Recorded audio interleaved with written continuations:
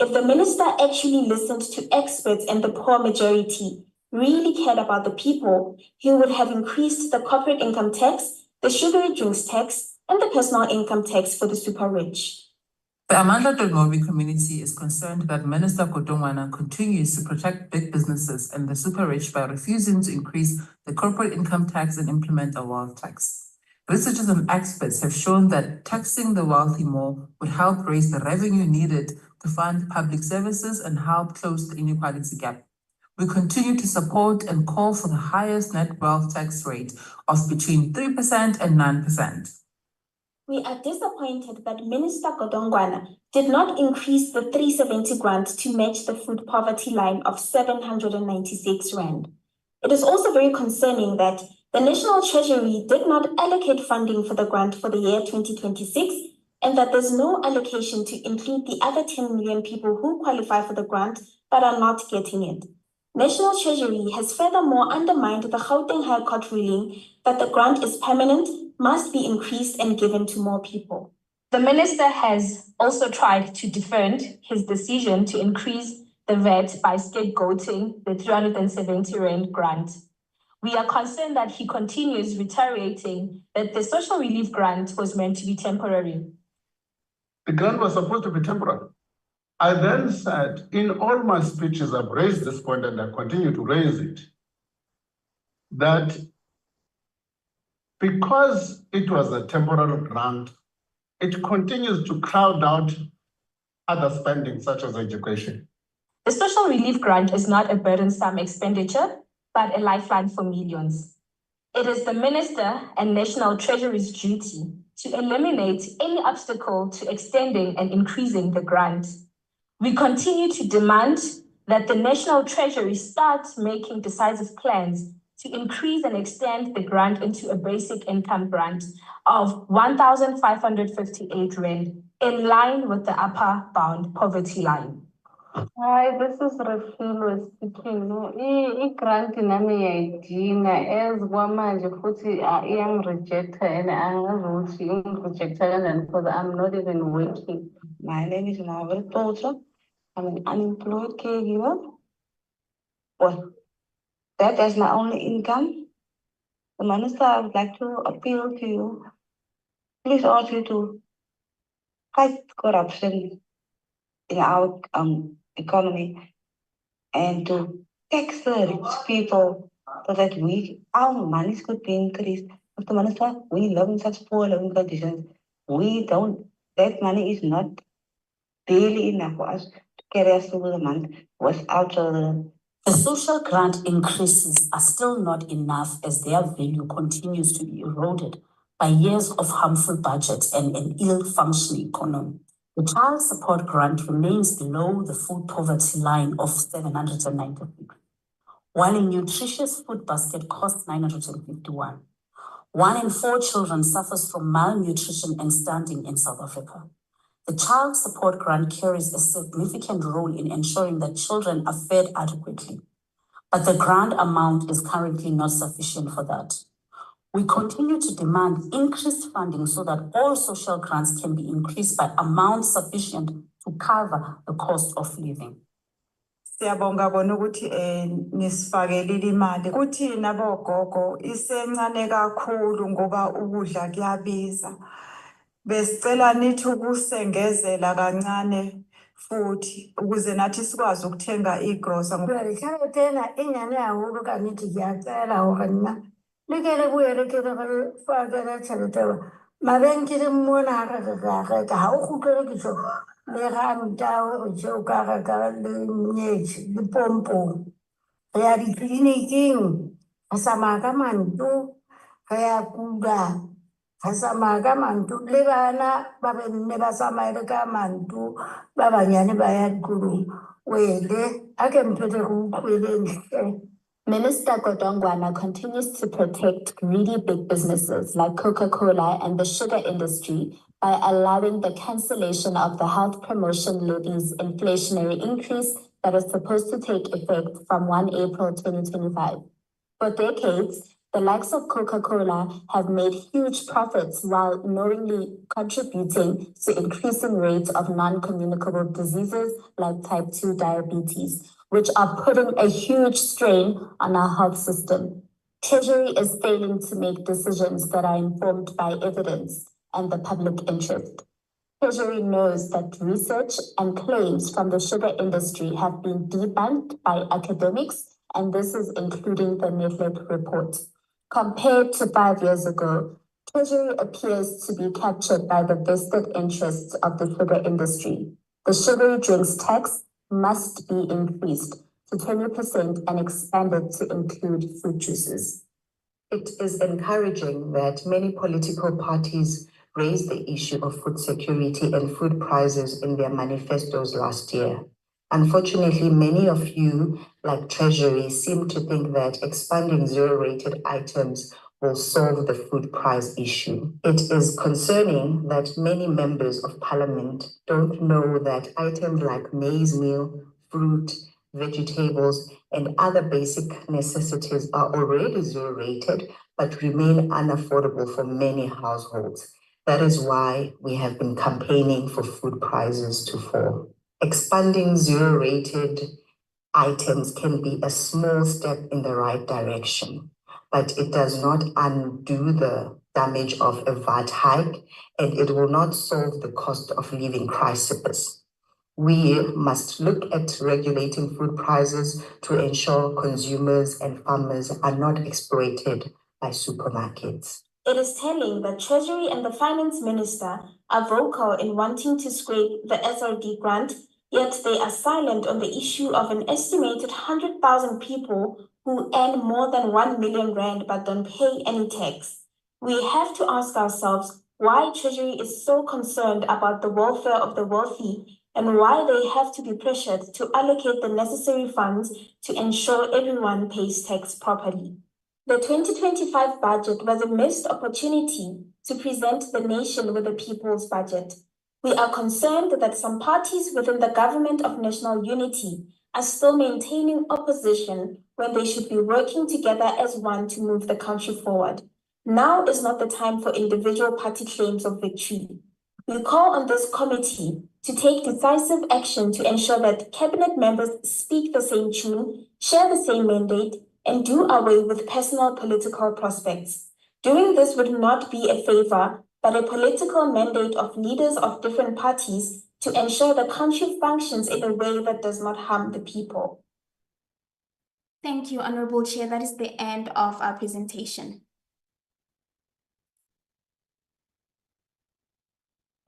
Thank you very much for the presentation. Colleagues on the platform, you are requested to kindly rename your budget. In an instance where you are unable to rename it on your site, indicate to the Secretariat through our chat group, through our chat box, so that they can be able to help you with renaming your budget. Colleagues, I think Amandla Mobi has set the tone on the time allocated to members. We're now going to give to Public Service Accountability Monitor. And there's an indication that our stakeholders would want to flight or share their slides from their site for easier reference and for making things easy for them to be able to present. That will also be allowed. Let me call in Zuki Swakota to make a presentation. Thank you very much, Chair. I think my writer currently not enabled. I can try again. Yeah, my screen sharing is disabled for the moment. Estelle, Mr. Nodada, kindly assist. Thank you, Chairperson. Sorted. Okay, thank you. Sure. There we go. Thank you so much.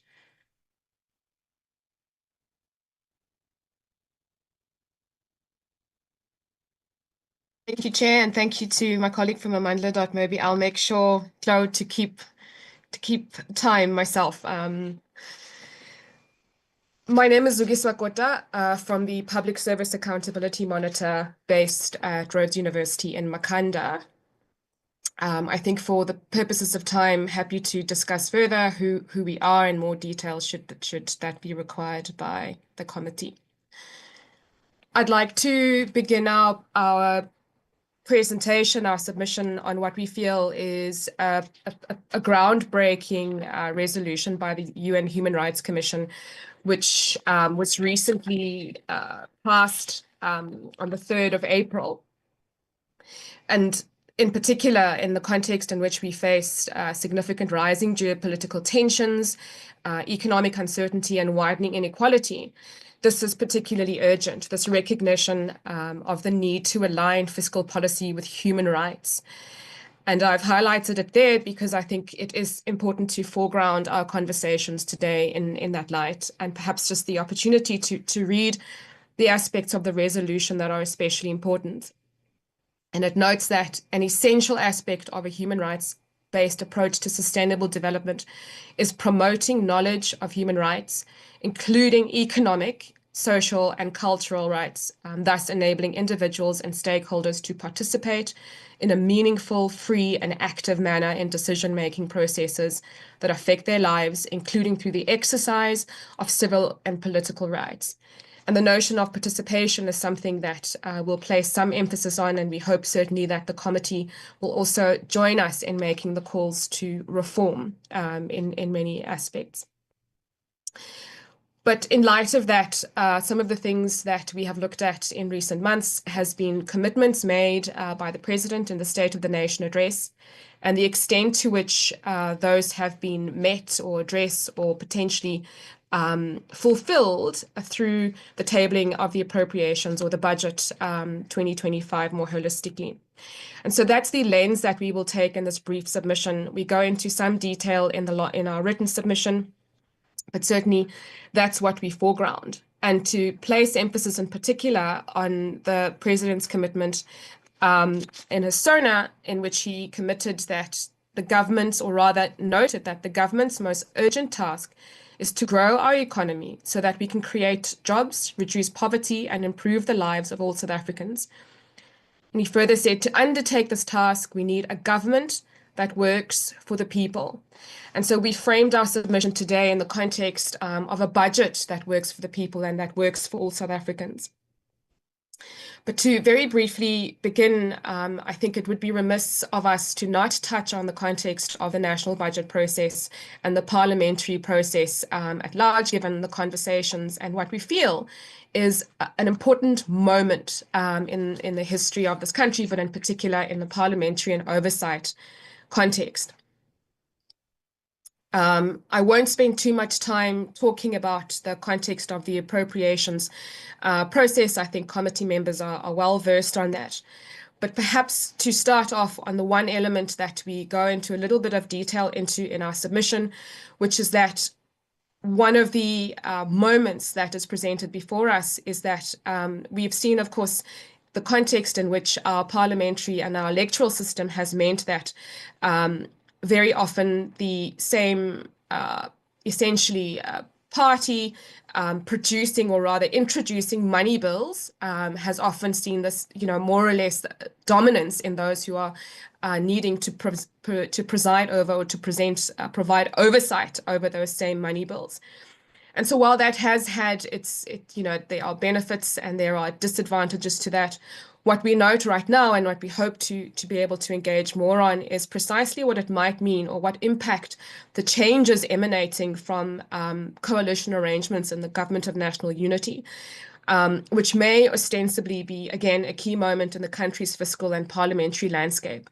What are the changes that are possible? One, to increase and deepen and make parliamentary oversight more robust, but secondly, potentially to introduce reforms that make participation more meaningful. And so amongst the things that we note in the current framing, even while we note that there have been amendments to the budget process, is that the timeframes are tight. Decisions need to be made in a very speedy manner, and as a result, public participation by extension has the same relatively tight timeframes. The other aspect, and we note the NCOP and the interests from a provincial context, is that provincial treasuries are then, at least at this point, then required to table their budgets within a fortnight of the tabling of the national budget, which has its own implications. And so as the chair began the session today, we really would like to call on the committee to join us in making sure that not just this committee, but committees at the provincial level also note, or rather take heed of the importance of budget formulation or oversight in the formulation and implementation phase, and that needs to be treated with the seriousness it deserves, particularly if we place emphasis on the notion that all of this is at the hearts, sits at the hearts of potentially addressing dire levels of poverty and inequality.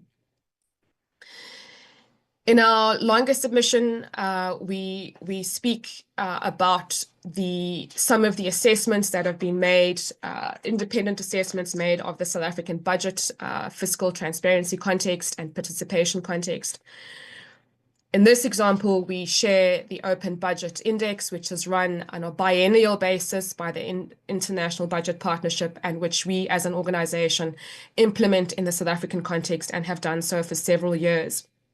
What we note there is oversight, while very clearly measured in this particular index, the OBI, as adequate in the context of budget implementation.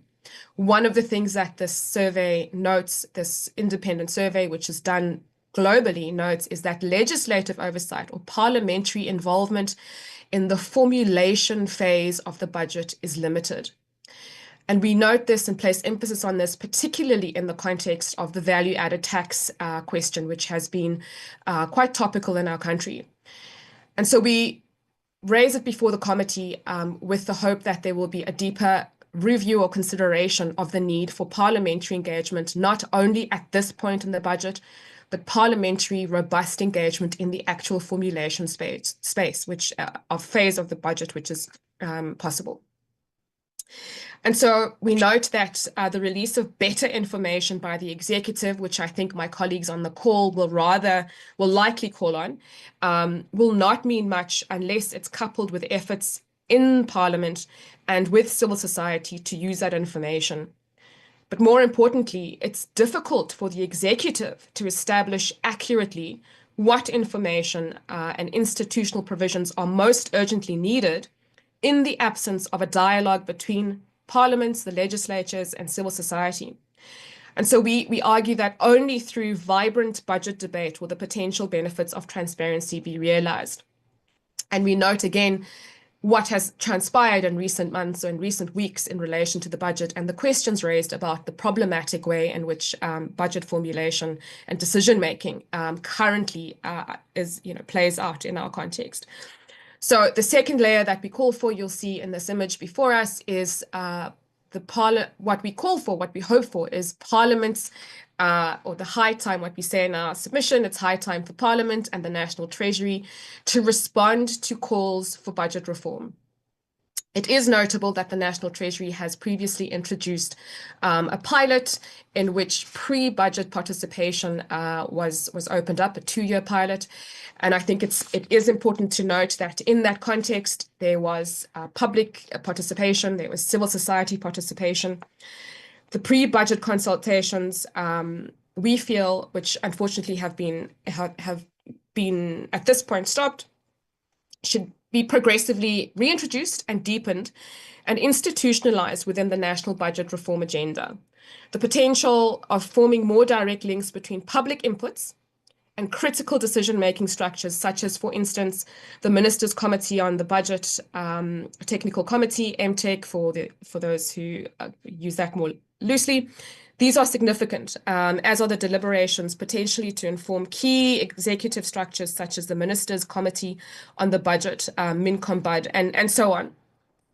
But in this instance, we really place emphasis and we call on the parliamentary committees, and in particular the Select Committee on Appropriations, to join us in really deepening these questions and potentially pushing for the reintroduction, at least of the pre-budget hearings, if not the reintroduction of a conversation about the executive's role in introducing participatory mechanisms and spaces within the budget.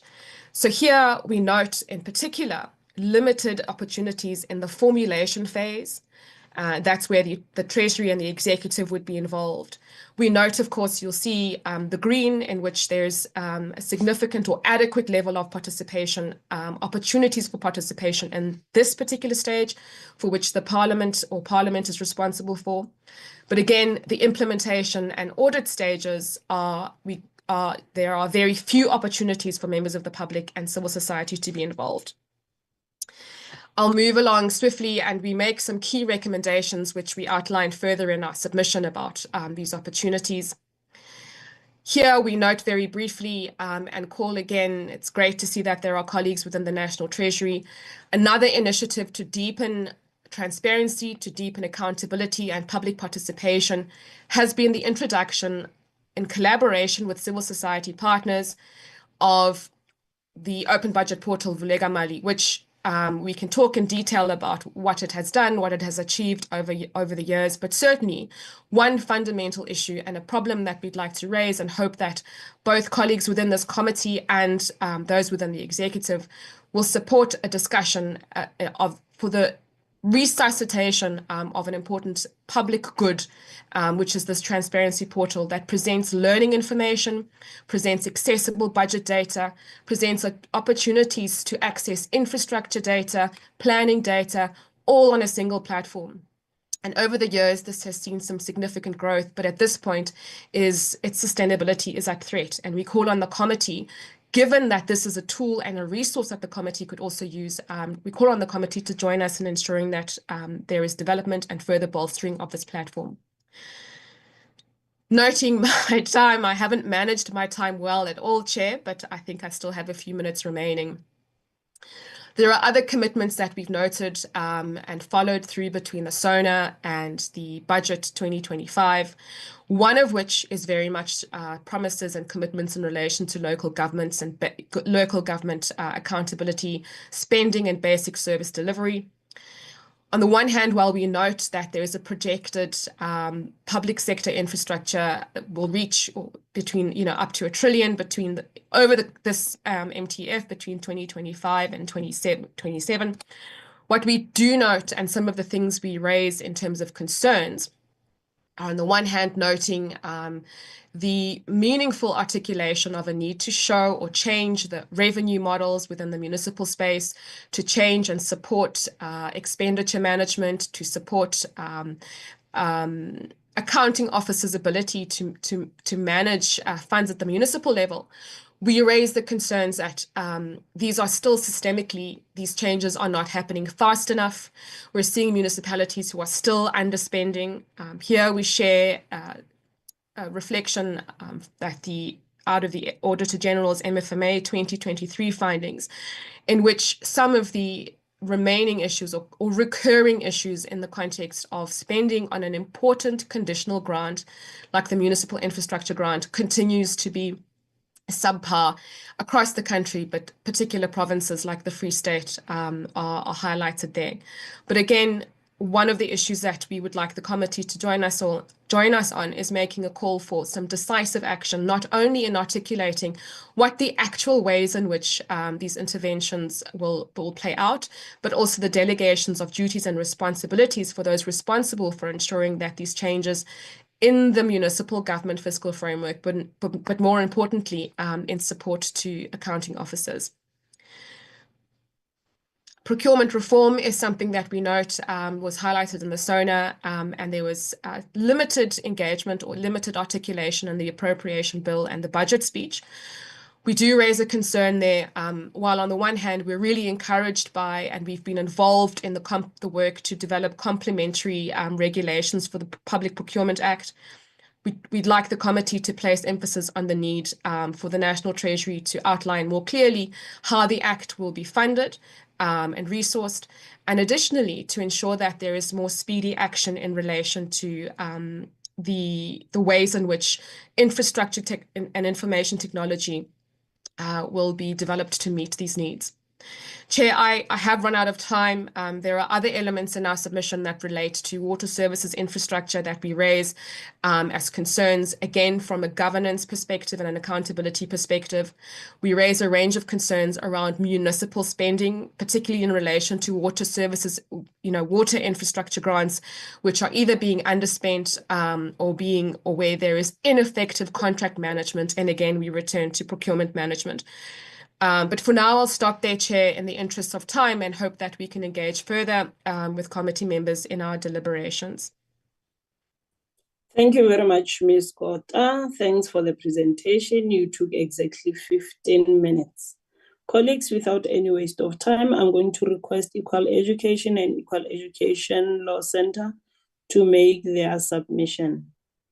And colleagues, I was made aware that they are not only going to do a submission, but they will be having a student that have also requested to be part of this platform.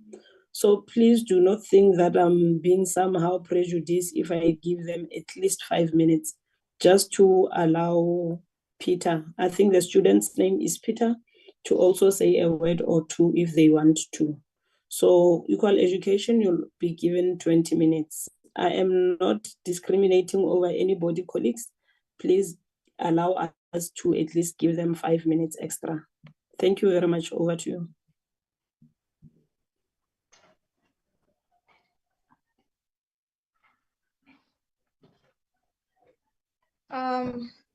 Greetings to all. Before you is Amahle Mahonga, a learner from Forbes Grant doing grade 11, and also an equalizer. We can't see Amahle. Kindly just make sure that you put your camera in a way that members will be able to see your face. Kindly do that. For now, we can only see your forehead. Just maybe try to lift your camera up or down so that we can clearly see you.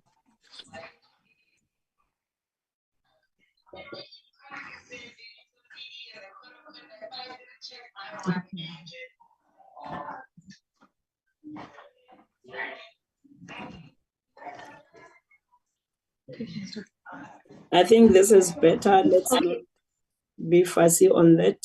You may continue and welcome.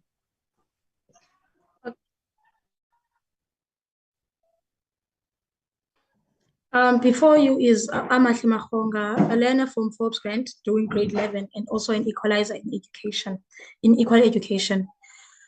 So I would like firstly to define who EE is. Equal education is a movement that strives for equality and better education for students in South Africa. So as we all know, we're here for budget, and I'll be focusing on budget for education and schools. Firstly, in the consolidated education spending, as we see that we're we're being asked to pay more at schools, but exactly getting the same education. And though we're paying more fees for schools, there's no movement on things that are needed to be expanded, things that we need to be focusing on, things that need to really put effort in our schools. Firstly, I would like to move to water and sanitation. Example, in our schools, many schools don't face a challenge of not having water in their schools. Many schools or many students face the challenge of not going to school just because of there's no water in school. And as we all know that, toilets function with water. As a lady and as a female, we face many challenges because of not having water in our schools and toilets. And that leads to our health being very, being in danger and being impacted by the problem of having no water. And also cooking. We do have nutrition in our schools. Now, having no water comes as a challenge to children or to learners who are not given money by their parents to buy food, and the nutrition comes as an impact because sometimes there could be food, there could be equipment that we need for the nutrition, but the only thing is that the challenge we're facing is because of water, and obviously we cannot cook without water. Moving to my next point, infrastructure report. Oh, the teacher posts. Is the teacher post after? Yes, the teacher posts. The teacher posts, for example, in my school, we have less teachers. Now that poses as a challenge to us because many teachers are teaching maybe 5 subjects in different grades at the same time. Now it leads to us, it comes as an impact for the students that the teacher could be catching with other grades. And now the teacher must put forward the higher grades, for example, matric. Matric is now the face of the school. So they always the teachers always put the matric students first, and as the other grades were being put behind. Now it's like our education is not important as other grades following under grade 12.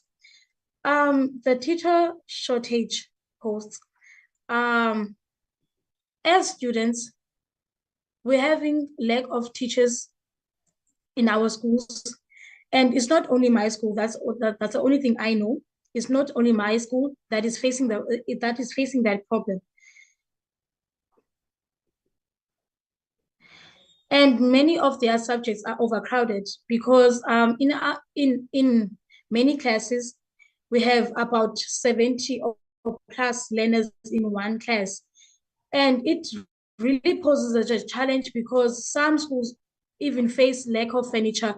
So as knowing that you have many learners coming to your class, some learners end up not being able to enter the class because there are no desks to sit on, or maybe other ones are forced to sit 3 learners in one desk. It poses as a challenge for the teacher and also for the students.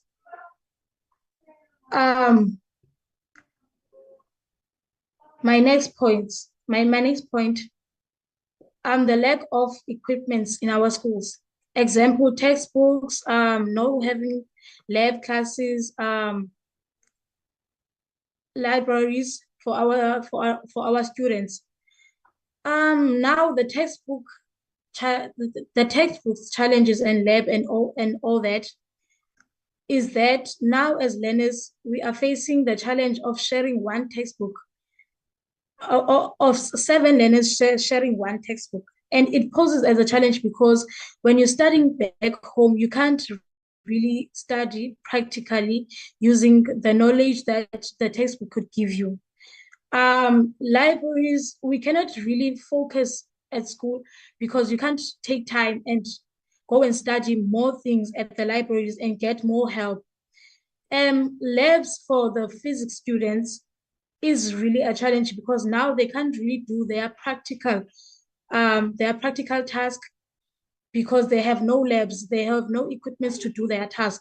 And it really poses a challenge because now we many marks are being deducted from the marks that we should be getting as students. My next point. Okay, infrastructure report. The infrastructure report poses as a big challenge like a really, really big challenge that everyone can see in many schools around Eastern Cape, around every province. Infrastructure, umzekelo wayo, we were promised that in many schools, they will be building more classes, more toilets, and etc. But there is being no movement. For example, as I am an LC, I've got to, what is this called? To engage with other learners. For umzekelo, a learner from an LC from a EBCAT told me that esikoleni sabo they only have 5 classes. 5 classes, which means 1 for each grade. There's only 1 class for grade 8, 1 class for grade 9, 1 class for grade 10, etc. Of which it poses as a challenge because it's in a rural area. As you know, a rural area has many children, but less schools in the area. So now you're going to be having hundreds of students doing grade 8, only attending in 1 class. Others are attending under the trees outside, and it poses a challenge because now we're hitting the winter season. Now the winter season is going to be rainy, it's going to be all that. Students cannot study outside with that weather. The infrastructure, for example, in my school, I think many classes burned down on 2018, the year of 2018, and we've been struggling for having classes, and also lack of furniture. And as I have digged in, my school has sent a report of having a burnt down class, of having lack of furniture, and they do get responses, but what they only get is that, can you please resend the report, because the first one got wara. They always have stories. The infrastructure is a challenge to us because of, I've already said, the overcrowding. We are staying as plus 90 students in 1 class. And how can you tell me a teacher is supposed to be teaching 90 students in A1 yena? I'm a class in by 90. It really poses a challenge because you cannot control abantwana by 90 at the same time. You cannot teach abantwana by 90 at the same time. It has to be divided, but if ever we're dividing the class, where are they going to go? And we are expected to perform good, level 7. I mean, we do have dreams. We do want to see ourselves being independent in life. And how is that going to be successful when we're struggling in school, when we're struggling to study, when we're struggling to get the education that we need? But other schools are being funded all the things that they are needing, but some schools are not. Moving to my other point, school rationalization. Last year, my school faced a challenge that Charles Morgan, one of the schools allocated in Ginsberg, was closed down. I don't really know the reason why, but was that the school was immediately closed down, and the learners were had to be brought in our school. They had to stay to learn with us, to stay in the same classes as us. And it really poses a challenge because at the same time, City Besihlala, by 90, a class in A1, and then came other students of which it meant that we had at least 102 in 1 class. And it poses a challenge because some of the learners who came from that school, they did not do subjects as asizenza, or they did not do it as because some students senza maths lit and physics at the same time, while in my school we were doing pure maths and physics, and you cannot do maths lit and physics at the same time. And it really became a challenge for Bona because they had to change everything that they were doing in order to join the emisenzwa Forbes grant at start. And for many parents, it was a challenge because umzali funeka aphinde aqale athenge uniform, umzali now funeka aqalele yonke into yomntana because umntana uzayeka ukwenza i-tourism or something, funeka enze i-physics naloo nto. And it poses as a challenge to a student if you know that you're having difficulty with doing physics, but now it's like isinyanzelo soba wenze i-physics because your school was shut down. What else? School rationalization is a struggle because of into yoba sileke equipments, but at the same time we have to use the equipments bazonele abantwana bonke abasesikolweni. But at the same time there were promises made that kuzafika i-textbook ezintsha kulo nyaka. There were promises made that they're gonna make sure ukuthi abantwana besikolo bahoyiwe. But we don't see any action happening. We don't see any movement happening. And umzekelo, now as my school, we're facing a problem of theft. We're facing a problem of not having security. Eskoleni is really becoming a challenge, and then not having a caretaker, because now we haven't received a report zethu. So awukazazi uba uqhube njani on the first term ukuze uzazi uba uqinisa phi on the second term. Umzekelo, the notes, we can't receive notes because akukho choko esikolweni. So asikwazi ubhala ichoko now.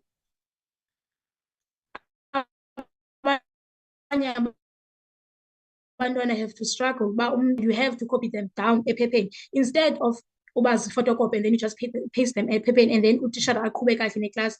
Now utishara has to make sure that abantwana bane-notes encwadini at the same time utishara has got to make sure ukuthi he's finishing the lesson in time, because ngo-term 2 ngoku Sisi Scholar, we're facing a struggle of broken windows, broken doors, and all that. How are we supposed to focus in class? Kodwa ifesira yophukile, especially in this colder season. Ifesira yophukile asina minyango, there's still lack of furniture. And abantwana funeka bengenile bebaninzi eklasini eyi-1. Akukho zifestire. Now, enye into that we're facing, going back to infrastructure, classes zethu umzekelo zivuleke i-roof. So when it's the rainy season, classes zethu ziyanetha. And ke ngoku it comes as a challenge because ungumntana esikolo you have to sit with desk emanzi. You have to write on i-desk emanzi, only because that isikolo asikafumani imali yoba silungise i-roof, asikafumani imali yoba silungise ifestire, asikafumani imali soba silungise iminyango. And it poses as a challenge with performance yethu because now abanye abantwana baphela bengasesikolweni because umzekelo we do have a rural area eyikwali. Equally does not have any high school, it only has a primary. So umntana funeka asuke ekwalini aze eGinsberg, eForbes, and equally you have to pass through a lake as umfula. And some children or learners face a problem because funeka aphathe because you-2 angene ngale emanzini, and then xa ephumayo emanzini funeka afake enye. And it poses as a challenge because abanye abantwana baphela bengazi nasesikolweni when it's rainy season, because kaloku babaleka laa nto yoba bazaba nee-flu, bazaba ii-uniform zabo zizaba manzi, iincwadi zabo zizaba manzi, izihlangu zabo zizaba manzi, because we do have abazali who cannot buy isihlangu esitsha for umntana abo every year, because isihlangu the moment unyathela amanzini sizamane sivuleka. Now as sivuleka umntana akazukwazi ukuya esikolweni because isihlangu sakhe sivulekile. The moment esiya esikolweni kunetha uzawufika esikolweni isihlangu zimanzi neekawusi sezimanzi. And now loo nto is going to pose to as a challenge kuwe kakhulu as umfundi, because kuzawuba amanzi nobhaka ezincwadi neencwadi. And how are you supposed to be studying kodwa iincwadi zakho zimanzi? How are you supposed to take notes eklasini kodwa iincwadi zakho zimanzi? How are you supposed to focus in class kodwa uniform yakho imanzi tici? And some teachers ziyagxutha eklasini because kaloku wena uza namanzi eklasini and bazisa abanye abantwana who have i-transport zoba baze esikolweni. Moving to my next point. Ambahle, you are left with 2 minutes. I'm sorry to do this to you, but I've given you enough time. Just try and wrap up every point that you are left with. Okay. Moving now to the public participation. I remember last year as an LC, we went through a political party manifesto, of which we were seeing the promises made by as a party and the promises they were making for education systems there too for this year. There were parties that were saying what is infrastructure, they're gonna build more schools on rural areas. They are gonna bring more stationaries to Eskom needs. And for sure, I can tell you that there's nothing that has happened from all the promises that were made. There is nothing that is being that there's no movement that is happening in our schools. Akukho sikolo sibuildiweyo in many rural areas. Umzekelo, equally ayikabi na high school nangoku. BCAT is as Nyoka, they still only have one high school, and that's one high school has only 5 classes for all learners as rural area. It poses as a challenge now into yoba where abazali bethu are going to vote for a certain party and the party not to engage with the promises that they made. As an LC, as an equalizer, as also and also a student, the budget of the department of the committee should be really focusing on schools. I know there are many things that I know, but as being seen as ikamva langomso, we really need to focus on schools, because tell me why uzabakho ezinye izikolo umzekelo, I'm going to say KHS neDale. KHS and eDale is not a public school, it's not a private school, it's also a public school like Jengat, but they are able to be funded yonke into abayifunayo. They are able to get yonke into abayifunayo in time, whereby Tina, we have to struggle, we have to fight for what we want. Our voices are not being heard as students, and it really poses as why is izikolo are not being taken seriously, and as izikolo zibonwa ngathi azikho and focusing on other schools, because as nathi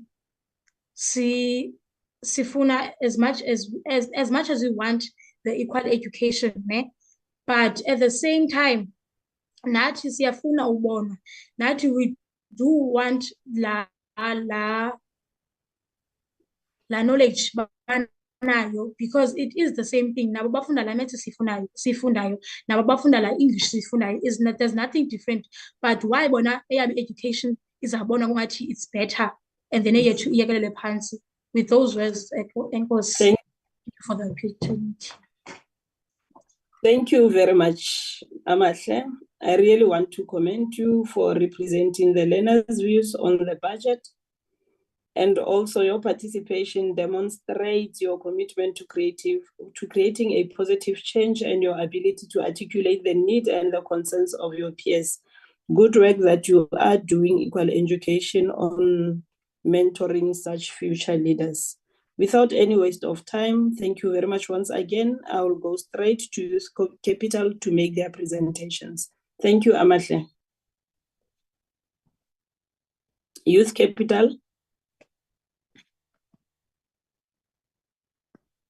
Thank you, Chair. Can you hear and see us? Your video is a bit dark. Yes, now we can see you very clearly and we can hear you. All right. So if maybe they can just project from your side. I'm joined in the meeting room by my colleague Clotilde Angelucci, who will be coming in now. Mr. Nodada and Estelle, there's a request for you to flag the presentation from your side.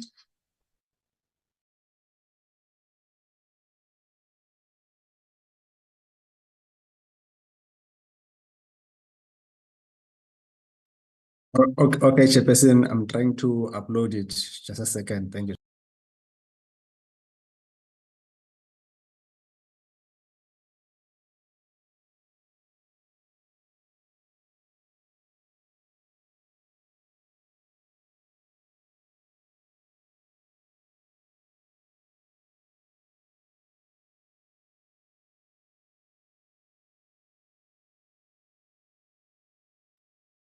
Thank you, Chair, for giving us this opportunity to shine light on the challenges that the young people face, in particular to youth unemployment. So I'm not going to talk much about who we are as Youth Capital and what we do.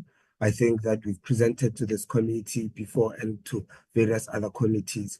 We just want to start our submission today by looking at a poem that was given to us by one of our community facilitators in Durban, which talks about being unemployed and equating that to not being heard and also to not being seen. And it really touches on, it starts by saying, we regret to inform you. Regret, I can picture the young lady typing out the word, her uniform neatly pressed, her hair tied in a sleek bun, her hands gliding over the keyboard, typing something she has sent multiple times already. And I wonder if she knows what regret is. Regret is under the same category as unemployment. They are both words that taste sour in your mouth when spoken aloud, or consume your mind when thought of. She's young. She probably doesn't even know what she wants in life. I know what I want, but how I'm supposed to achieve it when rejection has become, but how am I supposed to achieve it when rejection has become a routine? When unemployment is a word I have to familiarize myself with for future conversations about broken dreams and regret. Dream big and work hard to achieve it. I still have dreams. I'm still determined, but I don't know if that's enough anymore. This is a poem from Esihle Khumalo. We can move to the next slide. From Esihle Khumalo, who is a high schooler in KZN, and we got it from our community facilitator there, Hector Somera. And it's really quite fascinating that as a country, we are at a point where even young people who are in high school, have these thoughts. I was very impressed with the previous presentation, and I think it just really shows how some of the issues that we face in the country are core and everyone is thinking about it. So as a country, we know that we are suffering with a crisis. Basically, we're in a crisis of youth unemployment, which basically affects young people the most. We know the stats. I don't want to dwell a lot on the numbers because I want us to humanize them, because these numbers represent young people. We know that almost 8 million young people in this country were not economically active by the time when these stats came out from Stats SA. And we know that there's a group of young people also that are sitting at home that are not in employment, education, or any kind of training.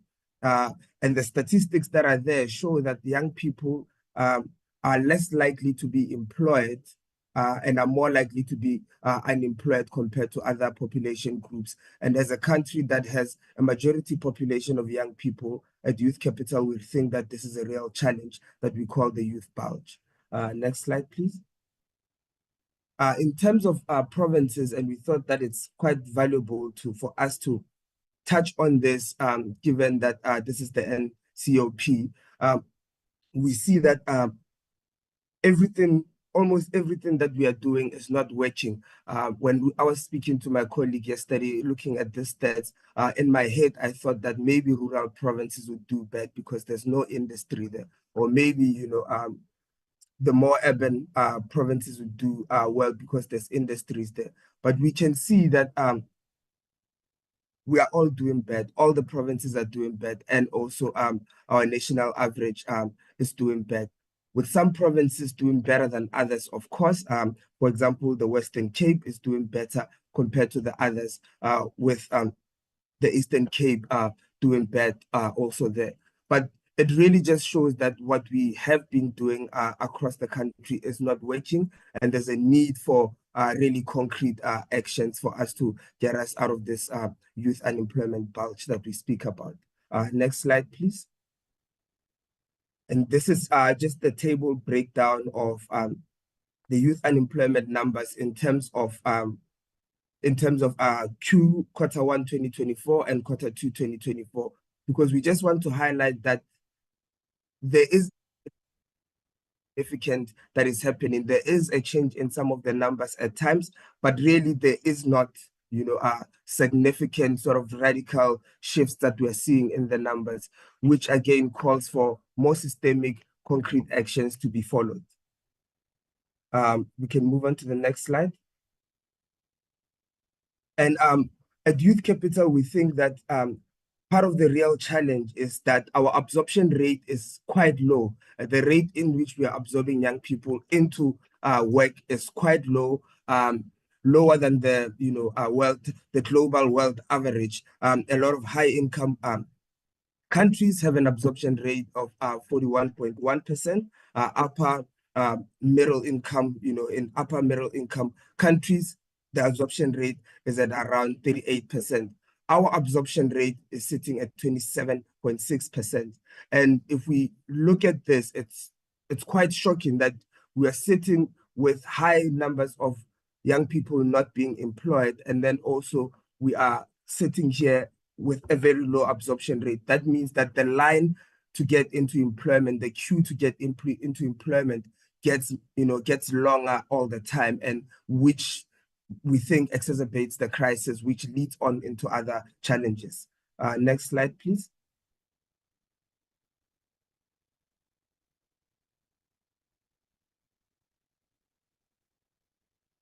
All right. And then the other thing that we think is quite concerning is the number of young people that are not in education, training, or employment, because we know that from the research that's there, education is quite important for young people to be able to transition into work. We've seen that young people that have higher education or tertiary education are much more likely to get work compared to those that do not. Basically, the higher your education level, the more likely you are to get into work. And we're in a country where a majority of our young people, about 9 million of them, they are not in education, training, nor employment, which again sort of creates a challenge in a country where young people are already the queue to get into work is long. Young people do not have the skills that will facilitate them to get further into that queue. Next slide, please. So the president and Parliament and other members of Parliament, honorable members of Parliament, have spoken about economic growth as sort of the silver bullet that's going to help us solve this problem. But at Youth Capital, we know that there are times even when the economy is growing, but young people are being left behind. Young people do not benefit. We look at some of the pre-financial crisis data of before 2008. We saw that the South African economy was growing, but even in those good times, young people were being left behind. There were still not, enough young people entering the job market and also benefiting from that GDP growth. So in the next slide, we'll talk about what we think some of the solutions that could be had in the multiplier is. Treasury talks about, construction as a way to create low skills jobs where people can easily find access into. But we know that there are other sectors that can help us, in terms of expanding the multiplier, such as the care economy. There's been a lot of research around care economy benefits in terms of growing the economy and also ensuring that young people can do a social good while they are learning.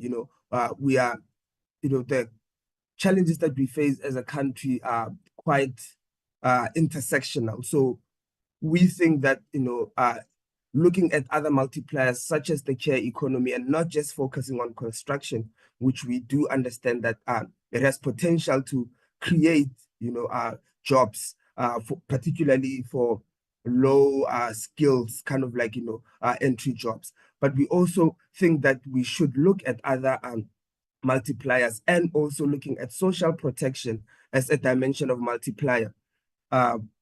because research shows that in other countries, in very unequal countries such as ours, social protection can have the benefit of increasing expenditures in terms of our households and in this case, young people.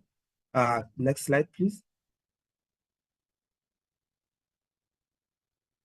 The other thing that we think that should be given attention to by this committee and also by others in leadership is particularly public employment programs as a way to expand the economy by providing work experience for young people, by stimulating demand, and also providing essential services that communities need, particularly in a time now of austerity.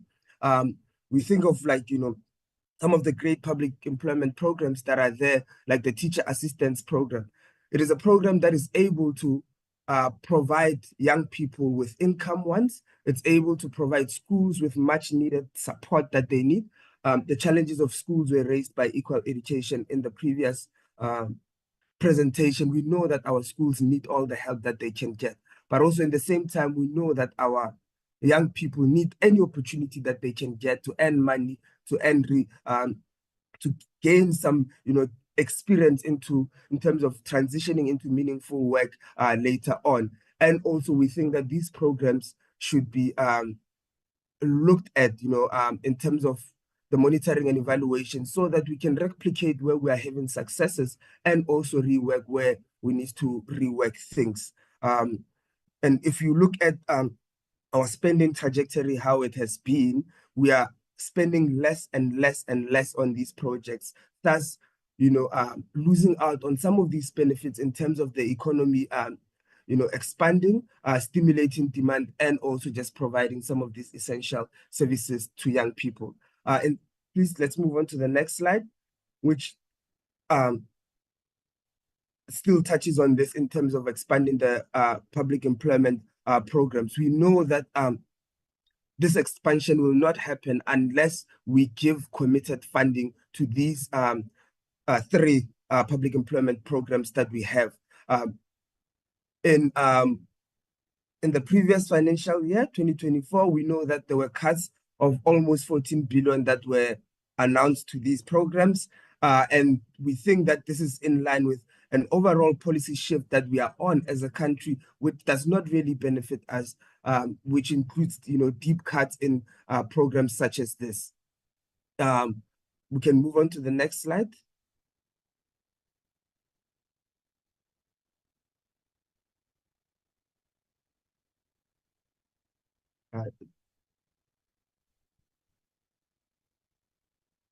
Next slide, please. Estelle, Mr. Nodada, next slide.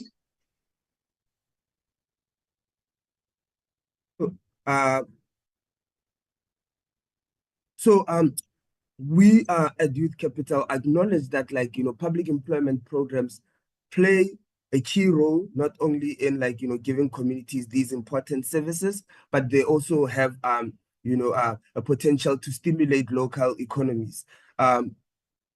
Research shown that from SALDU at UCT has shown that the Basic Education Employment Fund has been very, very, very important towards helping young people to find that work that they need, helping teachers that are still in training to gain work placement learning and those kind of things. And also, we know that last year, this program, because that's why we're calling for a commitment towards funding these programs. You know that last year, this program was not implemented, thus losing out on about 200,000, job opportunities for young people in this crisis that we are already in, which I think is criminal, actually, because we cannot be in a crisis like this and lose out on an opportunity to at least give young people, 200,000 young people, even if it's short-term job opportunities, but those opportunities have shown that as young people who, let me just speak briefly off script, that some of the young people that we've spoken to, they have told us that with some of the money that they earn from these public employment programs like this, it has empowered them to start small businesses that they can use to survive when they get out of the programs, or also look for work that is more meaningful, because at Youth Capital, there's a study that we usually run around the cost of looking for work. And it tells us that young people spend more than 700 rands every month to look for work. So these kind of programs not only empowers them to spend more in the household, spend more in their communities, but it also has an element of personal growth there. So our recommendation to this committee is that we need to create jobs. We're not creating enough jobs. And we think that the budget should be used as a tool to help us create more jobs and alleviate young people out of poverty, and also grow local economies and grow the economy. So we also need permanent funding for these public employment programs, because You have 1 minute, Nape. all right. As we said, Chair, we think that we are losing out by not committing funding towards these programs. Like I said, we lost quite a lot by not implementing the teacher assistance program last year. And also we want an expansion to the multiplier, and also to look at social protection as a way in which we can, like, expand the multiplier. Thank you so much, Chair. Thank you very much for the presentation. Yeah, and I think I just want to read the last quote there before we close, Chair. We were very poetic today. It's just a quote that says, "I still have dreams, I'm still determined, but I don't know if that's enough anymore," because we think young people in this country, as we speak to them in our work, as they inform our advocacy, they are running out of resilience. And we really need to use the budget also as a tool to help us get out of this challenge. Thank you so much, Chair. Thank you very much, colleagues. The stakeholders, there's a request from media houses that you switch on your cameras before putting the presentations on the screen so that they can see who is presenting. Colleagues, we are now on the 6th presentation, which will be taken by Budget Justice Coalition. And then the next one will be taken by Real Reform for Early Childhood Development. IRR Legal and PC will be next. COSATU will be the 9th one. And Mbusiswa Ngcobo will be the last one. Without any waste of time, Budget Justice Coalition, you are welcome to make a presentation. Apologies, Chairperson. You accidentally skipped section 27. We're supposed to take section 27. My apologies for that, section 27. If you are ready, you may come in. It was not a deliberate move from my side. It's a mistake to omit you. You may come in if you are ready, but if you are not ready, we can give to Budget Justice Coalition, then you'll come after them. Good morning, honorable members. I think we are ready to go. I'm just gonna share our screen. I hope you can all hear us clearly. You are very audible. Thank you. Great. Thank you. So just sharing. Let me just put it on. Oh. Okay, let me just put it on presentation mode. Okay. So good morning, honorable members. Thank you so much for the opportunity once again to reflect and engage on, on this division of revenue bill. I'm sure honorable members who are in attendance know of section 27 as we've been making presentations on previous iterations of this bill. So I am Matsidiso Lengwasa. I'm joined by my colleague here, Duduzi Nkosi, and we'll be doing the presentation on behalf of section 27. We just want to say, actually, before we start, to just say that, the opportunity to make public, to make presentations to committees is something that we take very seriously, but especially with this committee, because we've seen, many years when we read the reports that you guys actually engage on the contents that are coming from civil society and from members of, ordinary members in our country. And also just to say the presentations this year by fellow colleagues who've been making presentations thus far have just been extraordinary. And so we're just calling for the committee to continue to have take the contributions by civil society as seriously as you had been in previous years. So Section 27 is a public interest law organization, and really we're interested in building a public sector education and healthcare system that works for all people in this country. We've been interested in the Division of Revenue Bill because the previous years of budget cuts towards education and healthcare sectors have caused constraint on the ability of our public sector to provide quality basic education and healthcare systems. We've seen fewer doctors, nurses, and teachers being hired and retained, and service delivery has actually worsened, which we see reports and cases of that through our advice office. So this year's Division of Revenue Bill is one that we actually welcome, in that it is moving away from years of defunding education and healthcare, where we're seeing real investments to both education and healthcare sectors.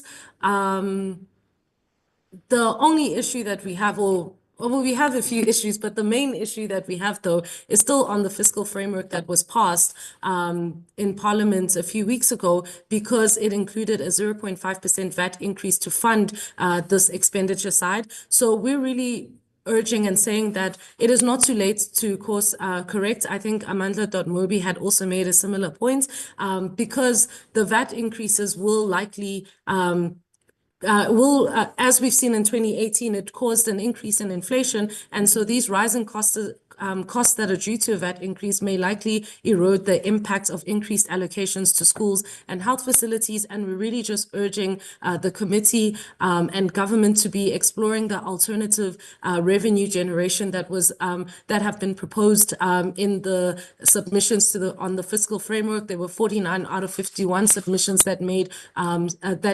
contributions that were alternatives to the VAT increase, because it obviously has an impact on how much money we can actually generate for education, health, and other services.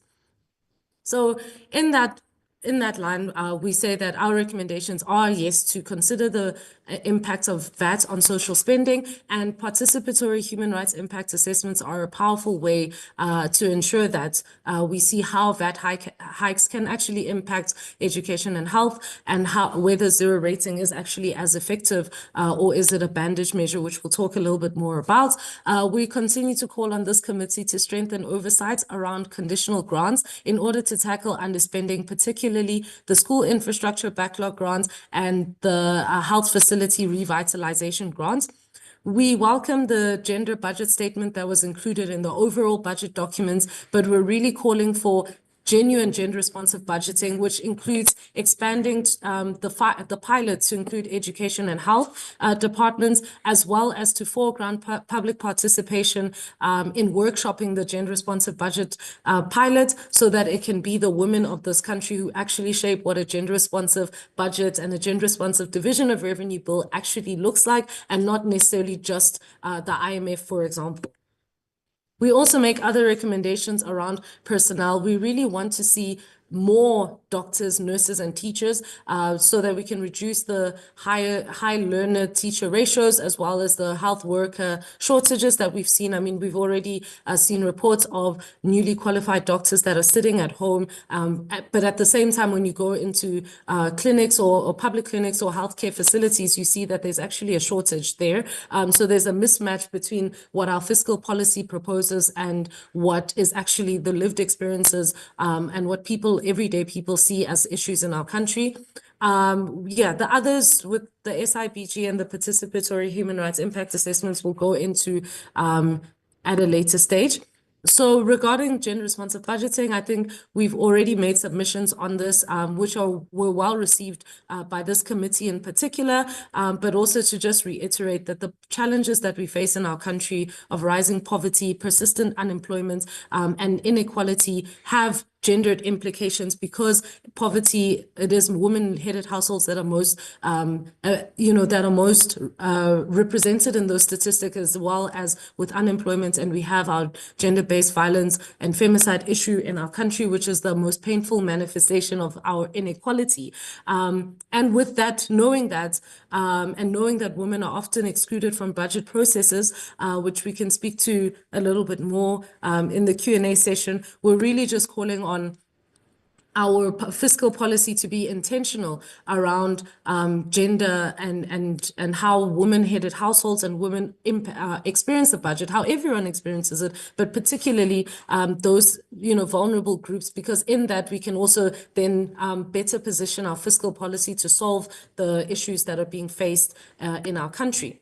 So moving on to the provincial equitable share. So we actually welcome the increases towards the provincial equitable share, which are both in nominal and in real terms, so after accounting for inflation. But we are concerned that these increases may be undermined, mainly by rising prices through VAT increase, as well as through rising accruals, which may absorb this. We're also calling for the provincial equitable share to really reflect the unique challenges that different provinces have, particularly urban and rural provinces. So urban provinces are facing rapid urbanization and in-migration, and yet we don't really see adequate adjustments over the years towards this towards their provincial equitable share allocation to reflect these pressures.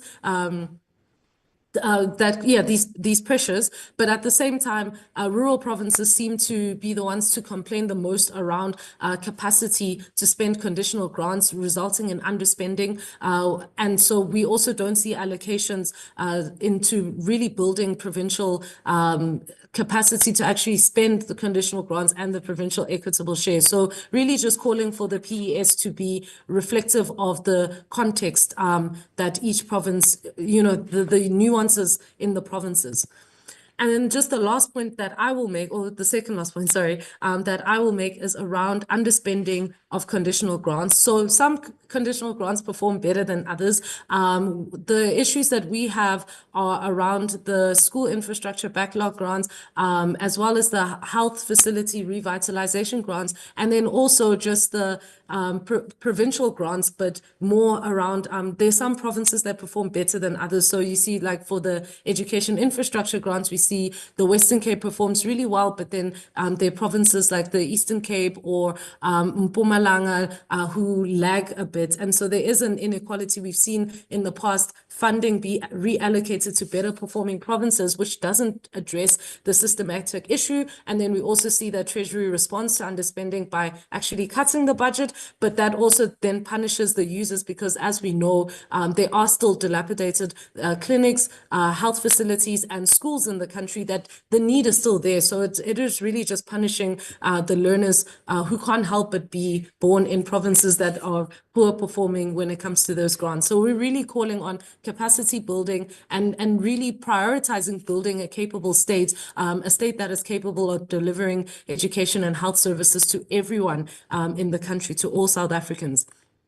And then just the last point that I'll make will be on personnel funding. So on the one hand, we do welcome increases towards education and health to staff personnel, but we really caution that they should just they should go beyond just being wage adjustments, but they should actually be, we want to see an increase in the number of warm bodies and the number of frontline staff. And so it was a point also that Equal Education wanted to make. So just wanted to reiterate the point that that they're making, is that there've been a loss of 55,000 jobs in the education sector in one financial year, which is 32,400 warm bodies. And that really does cause increased overcrowding, and law centers like ours do see these challenges of overcrowding as one of the fundamental issues that are brought up, especially in urban provinces. So we're really calling on Parliament to ensure that there's prioritization in recruitment of critical vacancies, to ensure that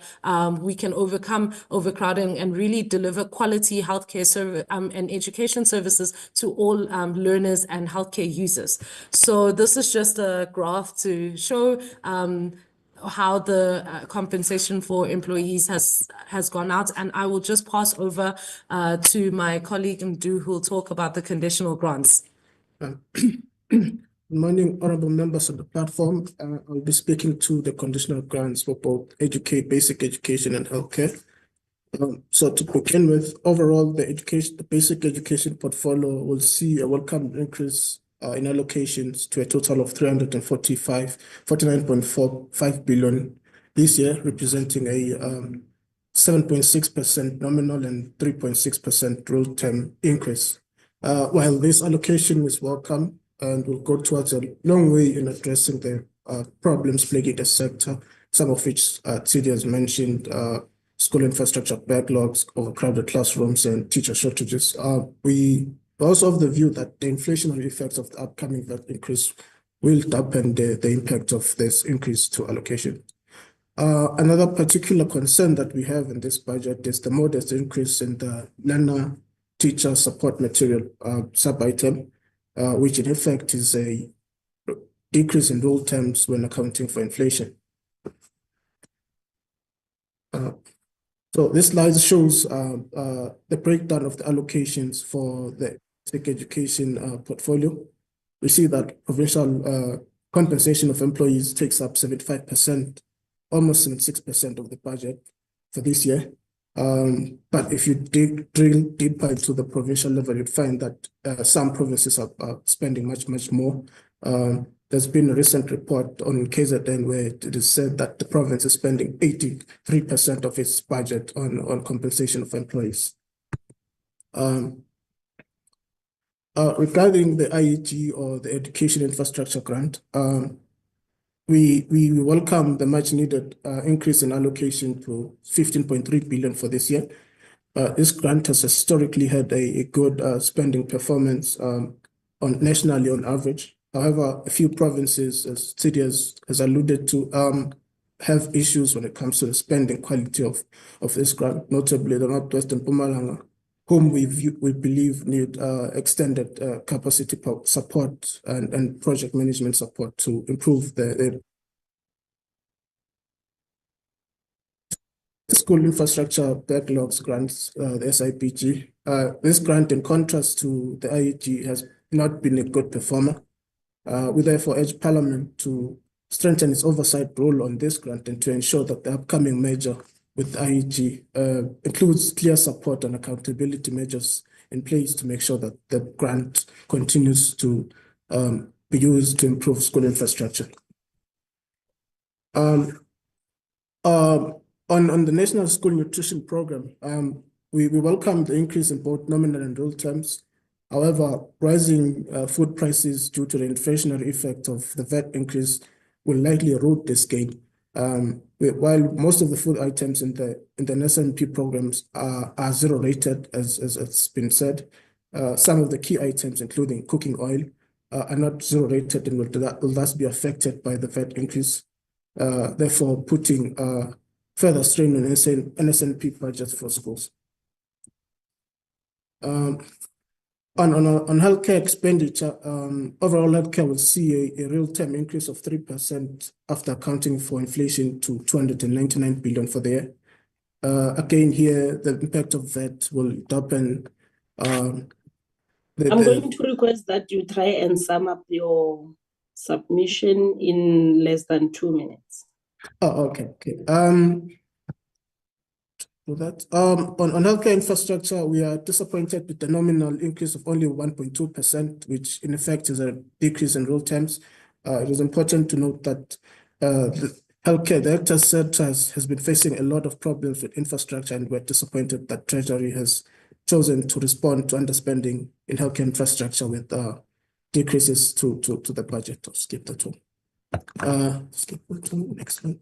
And lastly, on EMS funding, EMS funding also receives a below inflation increase for this year, meaning that it is in effect being cut. Again, here the challenges that need addressing, and such a cut will not help in that front. I'll hand over to Tsidi now for concluding remarks. Thank you so much. So I'll just conclude to say, to reiterate our position as Section 27, to say that while we reject the fiscal framework that was passed, we do welcome the division of revenues real increases in education and health funding. And just to reiterate, to really reconsider the impact that VAT may have on the funding that is available for provinces, for clinics, for schools, and for schools as well. We see this as an opportunity to really pursue a transformative budget that actually ensures equity in allocation and effective and transparent spending, and is inclusive, especially for the most vulnerable people. We see the role of this committee as strengthening oversight and ensuring that resources do fulfill the constitutional rights to education and health. We see this as the time to build a responsive, inclusive public service that is capable of meeting the scale of need, and hope that this committee takes this responsibility very seriously. So I'll just end there. Thank you. I hope we didn't go too much over time. No problem. You were on time, a few seconds beyond your time, but that is also welcome. Thanks for the presentation. Colleagues, as I mentioned earlier, we'll now go to Budget Justice Coalition.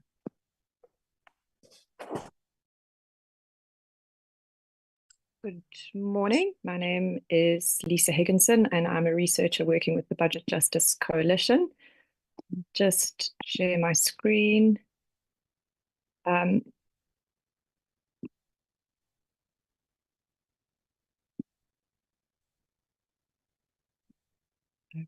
Okay. So this year, the BJC has made quite a lengthy and detailed submission. Some of that detail has been covered by our members who have presented already. So we're just going to touch on a few key aspects of the submission in the presentation today. So the information about the Budget Justice Coalition is there. I'm sure you know us, and you can read there if you're interested. So just to say that we are encouraged to see the shift away from harmful spending cuts, and like others have said, concerned that this was only made possible by a regressive VAT increase. And we feel as though National Treasury has failed to adequately engage with the alternatives provided. We know that our economy is struggling and continues to struggle to create employment and eliminate poverty and overcome inequality. And we know that the marginalized people in our country continue to carry the burden. If the VAT increase is approved, this will have an impact on social spending. As we know, many of the departments that we've spoken about today have considerable goods and services budgets, and this will erode the buying power of those allocations. And if it is removed, we question how this will impact the Division of Revenue Bill. Our analysis shows that while the allocations have increased overall, there's still many of the transfers still reflect cuts that will undermine service delivery in critical areas like social infrastructure, water, community services, and others. Sorry, I'm just struggling to see the arrow to shift to the next. The BJC has continuously put forward that fiscal policy has the power to redress these challenges, but although this budget is a step in the right direction, it still fails to deliver a framework that adequately responds to persistent socioeconomic challenges, and is unlikely to support inclusive growth. So here we seek to propose some recommendations that will ensure that the bill that is adopted contributes to inclusive economic development and the alleviation of hardships faced in our country. In addition to adequate resourcing of social sectors, we also call for interventions in governance, monitoring, oversight, and accountability. This year, the BJC has embarked on an expanded program of community engagement to support participation in the budget. We are seeking to get insights and to expand budget literacy and inform communities about their rights and obligations. Some of the themes that came out of our recent engagement in Limpopo include rejection of the VAT increase, residents citing the cost of living and how the expanded zero rating won't help with other spending pressures in clothing, medication, and services. Issues were raised about land and agriculture, access to land, water, and support. This was particularly for women. Water and sanitation, continued service delivery failure, where the poor are unable to afford tanks and pumps and bottled water. In education, continued concerns about the quality of infrastructure, insufficient number of teachers, and insufficient transparency in the NSFAS application process. In health, also inadequate access, residents having to travel long distances to access clinics closing early, a lack of staff, long queues. In unemployment, there's the need for targeted interventions, and in social grants, these allocations are inadequate to cover the cost of living and the cost of searching for work. We looked briefly at the provincial equitable share, asking, is it enough and is it equitable? We note that the review of the formula has been slow and lacks transparency.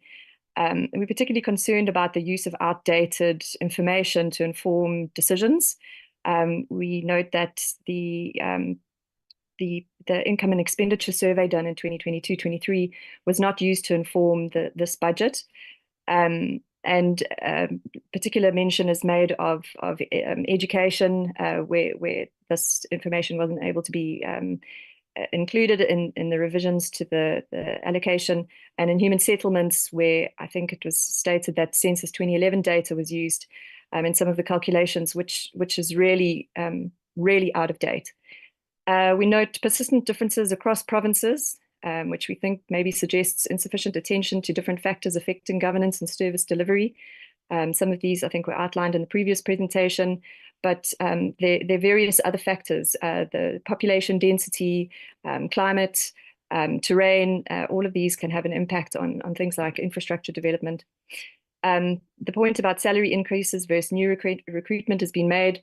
The table there just shows a report from the DPSA showing the vacant funded posts in the provinces, in January, and we see they reported that it was a total of 102,000 odd positions that were vacant, and we see them concentrated in health and education. So, we're talking about thousands of positions in these provinces, and the average number of days that these positions are vacant, often exceeding a year or even 2 years. These vacant positions, we've heard how youth are impacted by unemployment. We know that schools are overcrowded, and the reasons given for the funded vacant positions are budget constraints, leading to the need to reprioritize funds. And given what we've heard today, there's a question of what that means. There are no textbooks, there are problems with nutrition program, there are problems with infrastructure, so it's unclear where these funds are being reprioritized to. The other reasons are about complicated internal and external processes, and the capacity to undertake the necessary checks and verifications as part of the recruitment process. What we see in some of the departments is high levels of vacancies within HR and recruitment. And of course, this is likely to impact the ability to recruit and retain staff. In terms of the provincial conditional grants, we also feel that there's insufficient information on the findings and recommendations of the review process mentioned in the budget.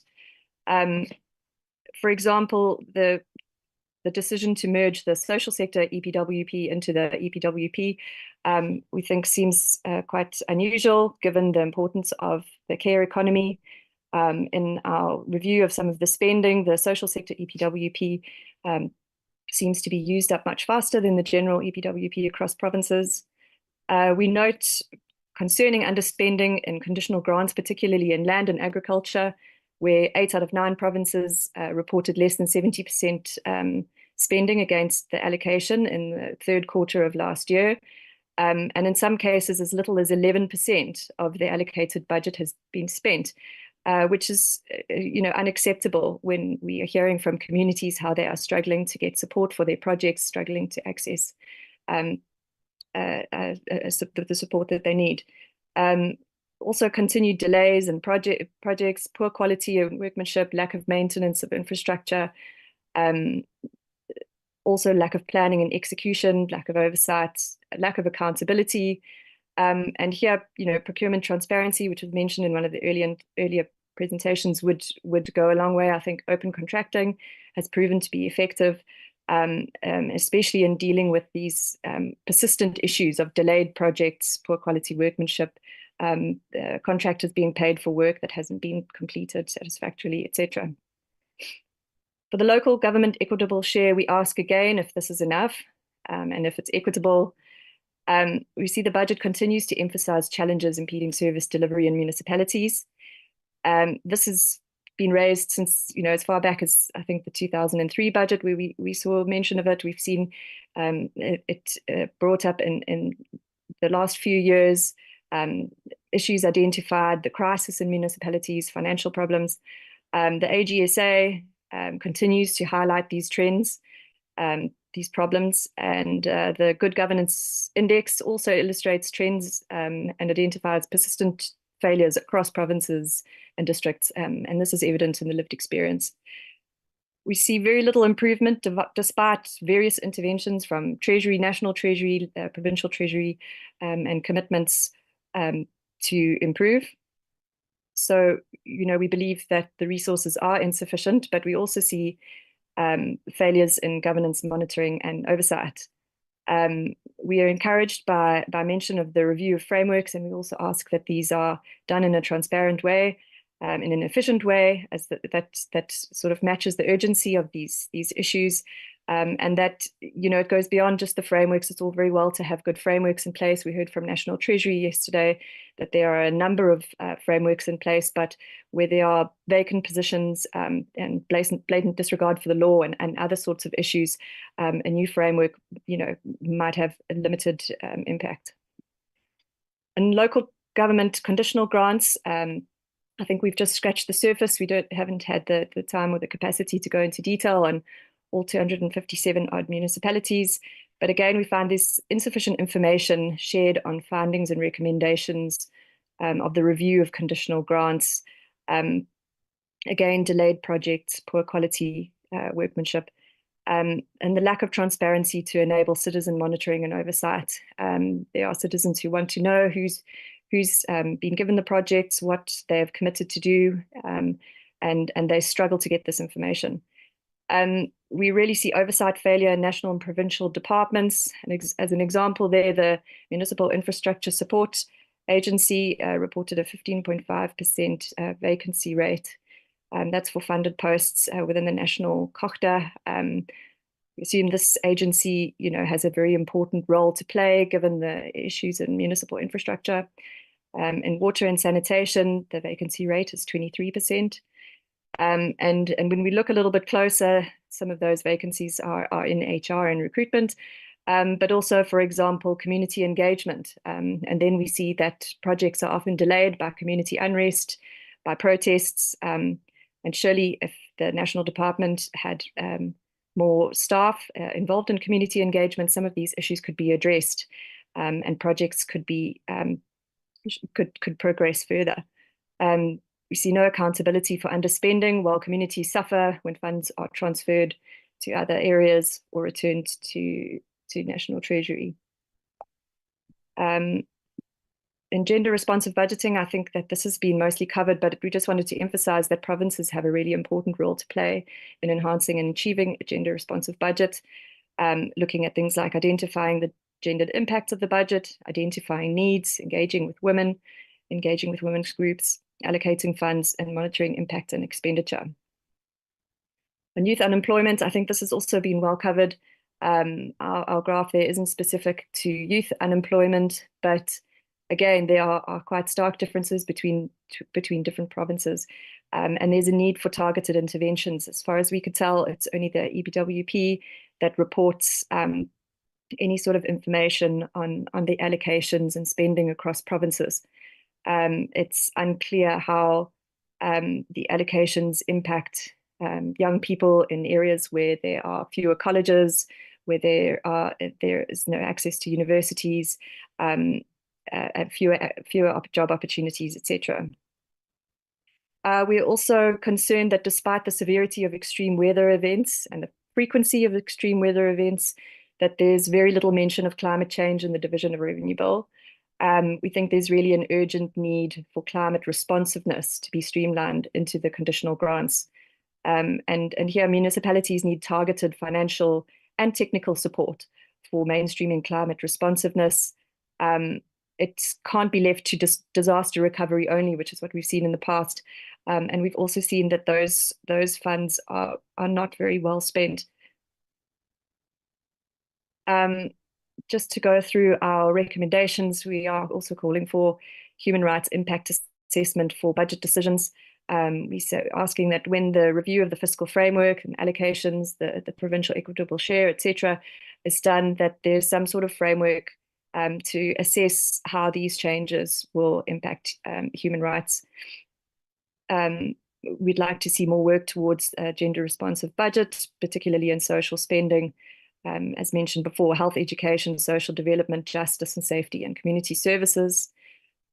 We are calling for a transparent review of the provincial equitable share, local government equitable share, using current, most up-to-date data and considering community inputs and the real differences in different areas, in different municipalities that are impacting the delivery of services.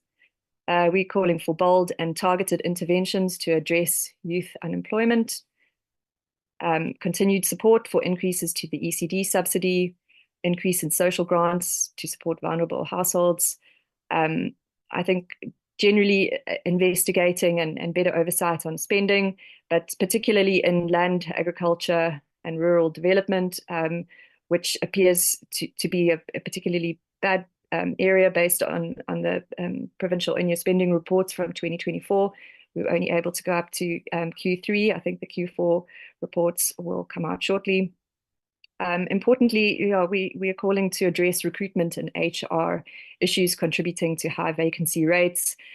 Departments just simply cannot perform their oversight roles with such high vacancy rates. And this is across different roles, across programs, across skills levels. Here we're also asking to monitor the drafting of the procurement regulations. This could take some time. We think there are already provisions in the regulations and the Treasury instructions that require that departments and entities publish information to enable procurement monitoring. This has to be improved. Again, poor outcomes on a lot of these transfers is explained by problems in procurement and contracting. And if civil society organizations, residents, the public have access to this information, they're much better able to identify when things are going wrong and to call these out, earlier on before all the money is spent and nothing is being delivered. We'd also like to call for work on expanding public participation across the budget process. So this is pre-budget engagements and expenditure monitoring, and we're calling for improved response to climate change and disaster management. Sorry. So in summary, while we are pleased that the 2025 budget demonstrates the shift towards better resourcing, the allocations still fall short of needs. High vacancy rates for funded posts across departments, oversight and technical support contribute to underspending, service delivery failure, and poor outcomes. Important priorities like climate change adaptation, youth unemployment, and gender equity are not adequately addressed. Participation in the budget process must be improved, and the review of the conditional grants and the various transfers in the division of revenue bill must be undertaken in a transparent and efficient way to ensure effectiveness, given the failures of many of the past interventions. I will leave it there. Thank you very much.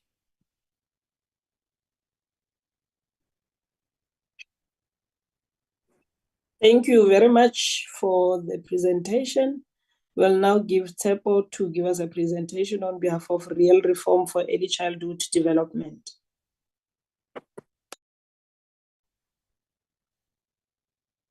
Thank you, colleagues. I'm sharing my screen right now, but I'm not able to until the one that's currently being shared is, yeah, thank you. Would you like to be assisted with sharing the screens, your presentation? It's about to pop up on the screen now. Okay.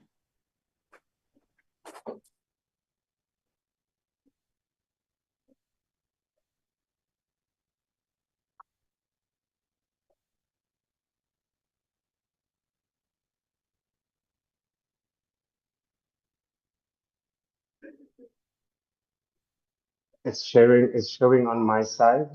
I think we'll just have to give it a few more seconds. But as we go, just for interest of time, it will come on. My name is Tsepo Manje. I'm representing Real Reform for Early Childhood Development. And today we'll be making submissions in relation to early childhood development. Contextually, Real Reform for ECD is a national movement, and we are advocating for holistic, quality, and inclusive early childhood development services for all young children in South Africa. We are a coalition made up of NGOs, ECD forums, and interested parties across the country, looking primarily at the gaps within our legislative, policy, and regulatory environment with regard to how can we ensure a good regulative environment that allows for the expansion and access to early childhood development services. With regard to this, we really see that investing in early childhood development is one of the most cost-effective strategies that we can employ as a country in order to reduce some of our deeply rooted issues in the country, such as structural inequality and an uninclusive economic growth trajectory. Colleagues, I apologize for this presentation not coming up. I don't know what the challenge is. If I can ask for the support that was offered earlier from your side, or I have my colleague also here, Dan, if you could share from your side, that would be great. Okay, it's about Mr. Nodada and Estelle, kindly assist from your side.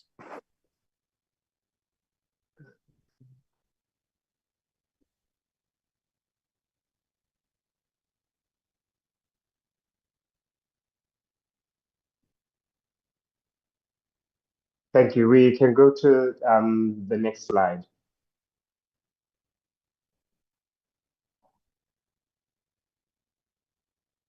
Next slide, please.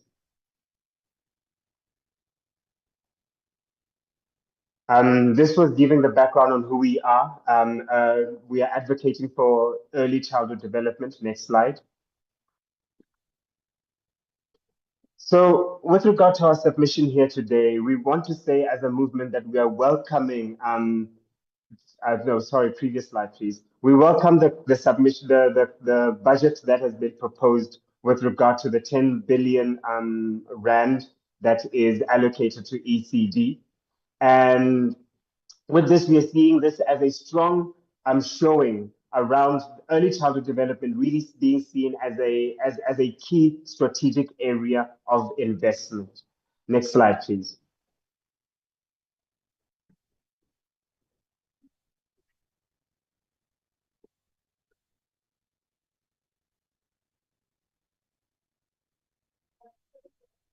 We are calling on the committee and all political parties and key members represented here today to support this 10 billion allocation for ECD, to consider the recommendations on how it should be spent equitably and effectively, and to exercise oversight and ensuring provincial equitable share allocations are done effectively.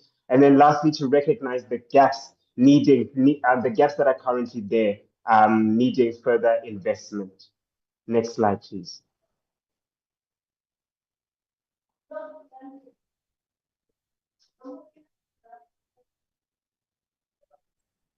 Estelle and Mr. Nodada, I request that you follow with the presenter. There seemed to be a delay in projecting the slides. So here our advocacy is really based on understanding early childhood development as this critical time between birth and 5 years old. And what we are seeing is that largely focuses are mainly on this early learning. However, in order to achieve full, holistic, quality, and inclusive ECD services, We look at all elements that are included in early childhood development. This includes maternal and child health care, nutritional support, social services and income support, and early learning stimulation, and also supportive caregiving. The current context of South Africa finds that with this important knowledge that we have about ECD, not much of this is reflected in the support that is given. We currently have less than half of the ECD providers that are giving services in South Africa not registered. And we have 1.5 million poor children who are attending these ECD programs. This leaves out 1.2 million young children who have no access to early childhood development services. So already what we are providing is not adequately reaching all young children. Additionally, there is a workforce, mostly of Black women previously marginalized, who are holding up this ECD sector and also continue to be marginalized in how this workforce is supported in funding and other resourcing. Thank you. So in our submission, we're really calling for the need to recognize that this investment is required now. We are still facing large numbers of inequality. Unemployment is a critical issue in our country. The labor market not currently being fully effectively supporting those who are previously marginalized. And seeing that ECD as a long-term solution can build the foundational skills at early childhood development, strengthen the future workforce, and help close school readiness gaps. In our submission, we really rest on section 28 and 29, guaranteeing young children's rights to health, nutrition, education, and protection, and seeing early childhood development as a space where the state can rightfully protect, promote, and fulfill these foundational constitutional rights. Next slide, please. Thank you. So currently, looking at the current spending of early childhood development, given what we know, ECD should be one of our highest spending spaces as a country. However, currently only 4.5 billion of our public spending is used on early childhood development. This represents 0.2% of total government expenditure. We see that there is chronic underfunding in the ECD sector, with only 17 Rand per child per day being what has been given to the ECD sector up until this point. And this in effect means that the 17 Rand has actually gone down over due to inflation.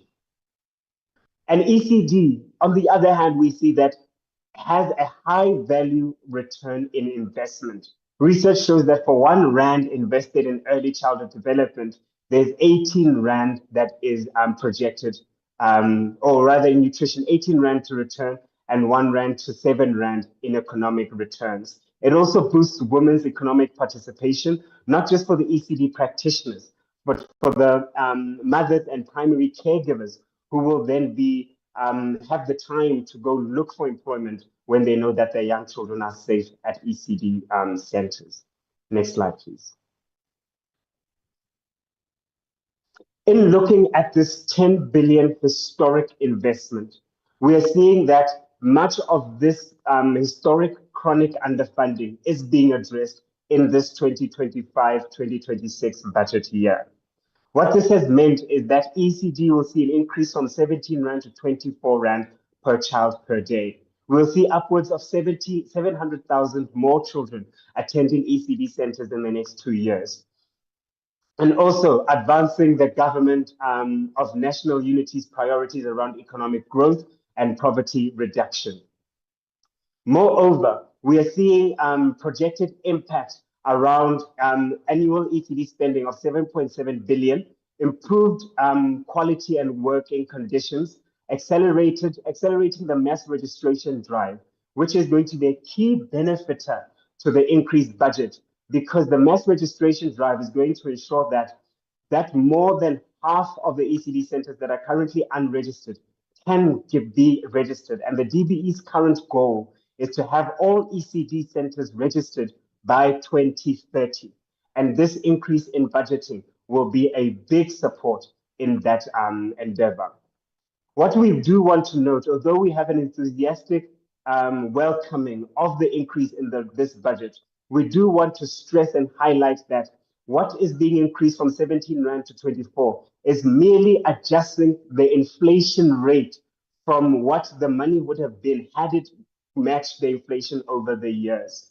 However, for us to still talk about holistic, quality, and inclusive early childhood development services, there is a cost that is projected at 38 Rand up to upwards of 90 Rand that would ensure actual holistic and inclusive ECD services. So this is still a amount that we are looking to get to as we are going, as the years goes by, and we are able to reach the DBE's universal access goal. In terms of this universal access by 2030, we are hoping to get to a place where we are improving the lives of over 250 ECD practitioners who are currently in the workforce, creating an additional 300,000 jobs, empowering caregivers, and lastly, stimulating townships and rural economies. Next slide, please. With that said, we also do make a submission of the importance of strengthening the accountability element. With this 10 billion, we are seeing that there's going to be quite a lot of opportunity with supporting the ECD sector. However, much of this means nothing without clear accountability measures. Here we're speaking of ECD subsidies governed by, it's currently governed by non-binding national guidelines. So we are calling for these to be reviewed for more binding structures. Lack of perspective norms leading to inconsistent, delayed, and unreliable payments. We're seeing currently in provinces where subsidies are not being paid. For example, in a province such as KZN, where subsidies have not been paid since October of 2024. These consequences are very heavy on the practitioners, but more directly on the young child. So what needs to change is to developing clear norms and standards, holding officials accountable, and building accountability from the ground up. Next slide, please. Our next two slides will bring us to the concluding of the presentation, which is on our recommendations. Our recommendations here are around protecting the 10 billion that has been allocated in the 2024-2025 budget, supporting the increased subsidy rates to 24 Rand per child, per day per child, and the 10 Rand for those who are at non-center base. Implementing DBE's 2030 strategy. This will be a very key document, which we are calling for public endorsement of, that we can hold DB accountable around funding quality ECD and allocating 19 billion for subsidies, 3 billion for workforce training, and 3 billion further for infrastructure. Strengthening monitoring and systems, and monitoring evaluation of systems, ensuring that provinces use the 6 billion for admin grants for appropriately, and rolling out the e-care system. This is in relation to the Banapele mass registration. Standard subsidy administration through binding funding norms and standards, and holding officials accountable for regular on-time payments. Next slide, please. As we conclude with our last slide recommendations around, we welcome the 210 million for infrastructure going into 2026-2027, and urgently improve the provincial spending, as only 70% rather has been spent since 2017. Innovative infrastructure solutions. A lot of our challenges that we face in ECD are around infrastructure at local government specifically, not allowing for the expansion and provision of ECD service. So we need to upgrade existing centers, use movable assets, and adopt scalable, low-cost building methods. Emphasizing again the Banapele mass registration drive and a key support for that, particularly pulling in local governments in supporting and unlocking the barriers we find at local government around infrastructure, basic services, and so on. And then lastly, provisional equitable shares. welcome above inflation increase and of 17 Rand to 24. Oversight needed to prevent the provisional equitable share reduction to ECD, and Parliament must monitor the provisional equitable share allocations to ensure ECD is protected and expanded. So to ensure that provinces are using the ECD fund as appropriately as possible. Colleagues, thank you so much. As I conclude, it is that this is really a powerful moment to show investment in ECD. And much research has come out that a lot of what we can support in school outcomes, in looking at some of the deeper issues around gender inequality, intergenerational poverty, school dropouts, and other key issues can be largely addressed in supporting early childhood development. So with that said, we're calling on colleagues in this platform to support and ensure that this budget is protected. Thank you very much. I appreciate your time and your patience. Thank you very much, Mr. Manje. You are more than welcomed. Without any delays, colleagues, let's give to Gabriel to give us a presentation on behalf of IRR Legal NPC. Gabriel, over to you when you're ready. Thank you very much, Chairperson. I am just trying to share my screen so that my presentation can begin. May I ask that you please just let me know if you can hear me and if the presentation is up. We can hear you, but on our side, we don't have your presentation yet. Okay. Have I been? All we see is your face on the screen. Well, I must apologize. This is an unfortunate state of affairs. Let me quickly look. Have I been granted sharing permission? Yes, I have. Okay, I must click here. Is that better? Yes, we can see it now. Thank you, and you may go on. Okay, so thank you so much. Chair, you must just correct me if I'm wrong here, but we want to talk about both the Division of Revenue Bill and the Appropriations Bill today. Let me jump into the agenda. We really appreciate the time. I represent IRR Legal, a distinct legal entity from the Institute of Race Relations, although we have a very close association.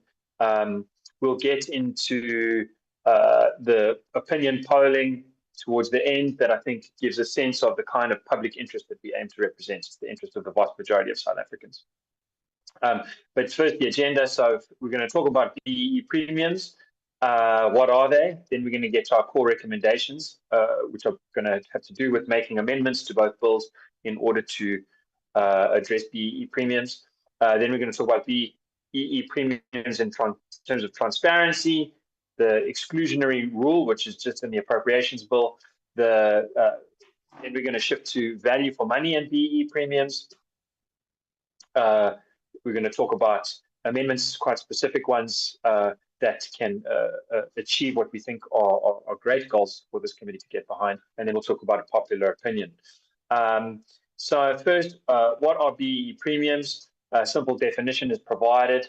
BEE preference premiums, any deviation from value for money due to racial considerations or similar considerations under sections 2 of the PPPFA or chapter 4 of the PPA. I'm sure everyone in the committee knows the policy, Preferential Procurement Policy Framework Act and the Public Procurement Act that's set to replace it, but which is not yet in effect. BEE preference premiums, a phrase that has been repeatedly used by acting Chief Procurement Officer Mr. William Matebula. I think everyone knows what they are. We can talk about how to calculate them. They're capped at 11% and 25% for different contracts. But I'm sure everyone in this committee knows of the existence of BEE premiums, but not of their amount, because unfortunately there's no transparency about how much is actually spent on BEE premiums every year. So our core recommendations are: first, make BEE premiums transparent.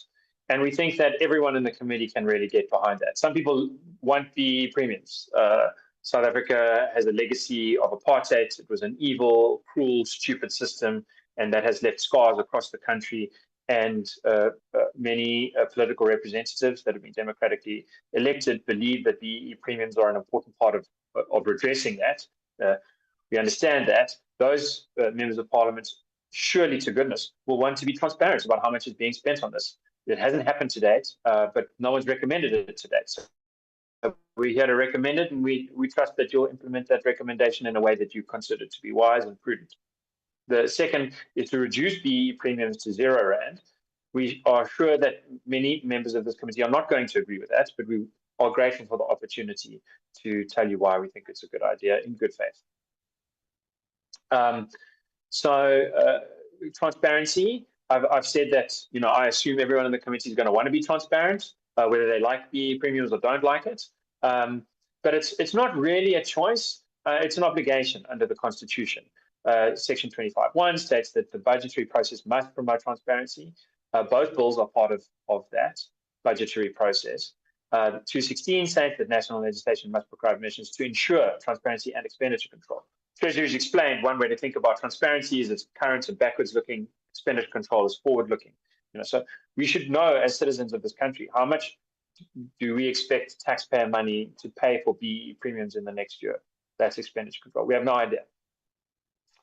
And the Constitution doesn't say may, it says must on both transparency, backwards looking. How much have we spent on BEE premiums in the last 10 years? There's no official number. There's no official estimate. That's a violation of the Constitution. How much will be spent? No one knows. That's a violation of the Constitution. 217(1) also says that for public procurement specifically, the system must be transparent. Okay, so that means, you know, if it's coming out of the National Revenue Fund, it's got to be clear what's it being spent on. Transparency is not just required by the Constitution, it's not just common sense, also addressed directly in the Zondo report's description of problems in the legislative design. Everyone knows state capture, terrible, you know, harms the poor the most when public money is stolen. We want to defend the public purse. We believe in our government. We want it to do well. We want it to be well funded. And I just quickly read out what the Zondo report said on this question. How did the legislation that this committee is tasked with, you know, updating, how did it contribute to state capture? Well, there are, of course, many cases, one hopes the vast majority, in which the award of a tender satisfies both objectives of the Constitution. The one objective in 217(1) that has previously been discussed in the Zondo report in the paragraph just above is maximum value for money. And the other objective in 217(2) is preferential procurement, the payments of BEE premiums under the current system. So the Zondo report says, you know, most of the time you hope they pull in the same direction, but sometimes, undoubtedly, there are other cases, some of which may well be high value tenders, in which one or other of these tenders objectives must be preferred. Either you're getting maximum value for money or you're actually paying a BEE premium. And it is in such cases that the legislation fails to give guidance. Big problem. It's not giving guidance. In the view of the Commission, the failure to identify the primary intention of the Constitution, either value for money or paying BEE premiums, is unhelpful and has negative repercussions when this delicate and complex choice has to be made by default by the procuring official. So the Zondo report says, if you don't identify what's going on, it's a big problem. So we want to, you know, communicate that to you. Let's identify it. So in the Appropriations Bill, where do you identify BEE premiums? Common sense, it's not compensation of employees, it's not interest on land, it's not capital assets, it's not financial assets. It's either going to be goods and services or it's going to be transfers and subsidies. How do we know which? Well, we look at the guideline because that's what defines goods and services versus transfers and subsidies in the Appropriations Bill. And you will, you know, go through this quickly. You can go through our written submission more slowly. The point is that it's obvious from the guidelines that BEE premiums are not goods and services. They're subsidies and transfers. That's the category they fall under. It's also common sense. It's common sense that race is not a good, it's not a service. So if you're paying a company more because of its racial composition, you're subsidizing it. Everybody knows that. So that leads to the exclusion rule in the Appropriation Bill, which means anytime in the main division of Schedules 1 and 2 of the Appropriation Bill, there's an appropriation for goods and services, but not for transfers and subsidies. That means the bill forbids any withdrawal from the National Revenue Fund for the payment of BEE premiums under that main division. That claim comes directly from the Constitution, which says money may only be withdrawn from the National Revenue Fund in terms of an act of legislation or where a direct order is provided by an act of legislation of the Constitution. So there's no way to have a transfer and subsidy under some particular main division of BEE premium if it's not been provided for in the legislation. So we've got a list here of some of the categories where the current appropriations bill forbids any BEE premiums from being paid, starting at the presidency, the goods and services for policy and research. There's an appropriation allocated there. That'll be in the first vote, but there's no subsidy and transfer allowed for that. So there'll be no BEE premiums. So that application, we go through this in our written submission in more detail. What the president might have to do is apply to the Minister of Finance for an exemption under Section 3 of the PPPFA, or otherwise this bill, if it's passed in its current form, will be taken to be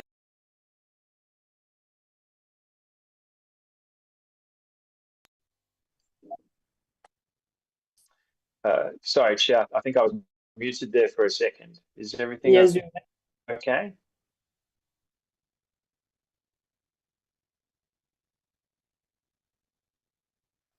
Shall I proceed?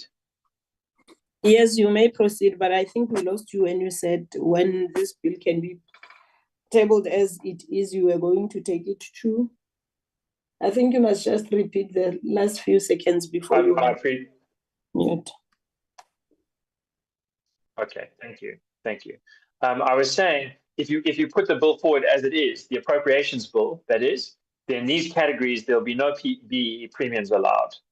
And then I was saying, how's that going to play out? The reasons for that come straight from the Constitution, but how it's going to play out in connection with the PPPFA is that maybe the relevant persons, starting with the presidency, will have to apply for exemptions under the PPPFA Section 3, or alternatively, the passing of this bill in its form will be a carve-out amendment to the PPPFA. It's not amending the whole PPPFA, but it's saying the legislature has approved in these subdivisions that there will be no application of BEE premiums under Section 2 of the PPPFA. So we think this is great. We want to really congratulate Parliament of halting all BEE premiums in these categories, and we're going to ask you to extend the get to value for money in goods and services procurement in these categories. We think that's really going to help save some money. So that bridges from transparency to value for money. This is a quote. Why is value for money important? This comes straight from the Zondo report, just after the section that I quoted earlier, where it says, there's value for money, and then basically there's BEE premiums. That's how I'm abbreviating the other option. It says the primary national interest is best served when the government derives maximum value for money in the procurement process. So the Zondo report saying that's a good idea. The Treasury has said it's a good idea. These are quotes taken straight from the budget review, which say, really have to improve value for money because we've run out of money, but there's a lot of, poor people who depend on social grants and goods and services being paid. So, we need to make every rand go further. Value for money is also constitutionally required because Section 217(1) says that cost effectiveness is a must. So, then some people think, well, what about Section 9 of the Constitution, or the Equality Clause, which allows for some kind of affirmative action in certain cases? What about Section 217(2), which allows for special categories of preference to help disadvantaged persons? We say, look at international law, look at a tiebreaker. If you've got a situation where you say, if value for money is equal between two companies offering a bid at a tender, then race will be used to break the tie. That's how some affirmative action worked in the US. It's a serious option. It's how some, liberation struggle heroes that we've spoken to have said they would much prefer that. So that's a real option, and it can be achieved by, in effect, keeping the triple PFA, but amending these two bills as we recommend to create transparency and reduce the premiums to zero. So to focus in on the Division of Revenue bill, it states that the national interest must be taken into account. The Zonda report saying the national interest is maximizing value for money as opposed to paying BEE premiums. 214C, this is the constitutional provision that sets the terms for the bill, also says that the Division of Revenue bill must provide for any conditions on which allocations may be made. So that means you can't make allocations. And if you want to secure maximum value for money and transparency, then you must make the conditions in the Division of Revenue bill for spending that spheres of government report back on how much they're spending on BE premiums. That's for transparency. And additionally, if you like, to commit to reducing those BE premiums to zero if you want to maximize value for money. 3 minutes, Gabriel. So I'll skip through to, why is that maximizing value for money such a big deal? Because our fiscal multiplier has gone through the floor. It's literally negative. It means every extra rand on the margin that's being spent is actually destroying value. We've got a range of international bodies that say, preferential procurement is destroying the country. It's really bad for poor people. They're suffering. You can go through those at your leisure. So the recommended amendments, we've got these, the specific provision, basically to draw on 1 point, we can look at in the appropriations bill, you can say, no amount may be used for the purpose of paying BE premiums, make that explicit. That'll achieve everything that you need. On the Division of Revenue bill, here we've got some breakdowns of specific amendments you can make. I'll skip through those and just finish on the popular opinion points. So at the end of last year, we commissioned an independent pollster to ask people, randomly sampled, racially representative, demographically representative, what do they want? And they were given 3 options. One option was value for money, no racial consideration. Another option was value for money first, but you can have race as a tiebreaker. So and specifically preferencing Black people. So if 2 companies offer the same goods for the same price, then the Black company will get the contract. And then the third option is to pay extra in order to incentivize Black businesses. And you see that amongst most people, 2/3 wanted one of the maximum value for money options. And then they were a bit split about tiebreaker or no tiebreaker, but 2/3 wanted to reduce BE premiums to R0, and only 23% wanted to keep them. If you look only at Black respondents, you see roughly the same pattern. Around 2/3 wanted to reduce BE premiums to R0, and only 30% wanted to keep paying them, which is the current system. Then we redid the same question in a poll 2 weeks ago, and after all of our public representations, it seems maybe we've had an impact. The numbers have gone hugely up. Now it's over 3/4 of all respondents said they want to cut BE premiums to 0, and only 16% responded that they wanted to keep them. And amongst only Black respondents, again, it's more than 3/4 who wanted to cut BE premiums to 0, and only 22% who said they wanted to keep them. So we will urge you to hear the people's call to reduce BE premiums to R0, to adhere to the content in making them transparent if you insist on keep paying them. And we have provided the specific tools that you can use within these 2 bills. Some very simple amendments will achieve this. And that will help solve the problem of avoiding VAT increases. In fact, our research shows that you could then cut that significantly while closing the debt, while allowing the economy to grow. So that wraps it up for us. And we really hope that you'll take that on. Thank you. Thank you very much, Gabriel. Thanks for the presentation. We'll now give COSATU a chance to make their presentation. Afternoon, Chair. I think Gabriel can just, okay, thanks, Chair. I'll just quickly upload our presentation. Hopefully I've got the skill set to do it, Chair. If not, I might ask Lubabalo to to assist me. Let me just see if I can quickly do it, Chair. So I've got a new device. I'm exposing. Okay, can you see the presentation now, Chairperson? All we can see is your face. That's a disaster. Then let's ask Mr. Nodada to help you and Estelle. Yes, if they could, please. Apologies for that, Chair. No problem. Mr. Nodada.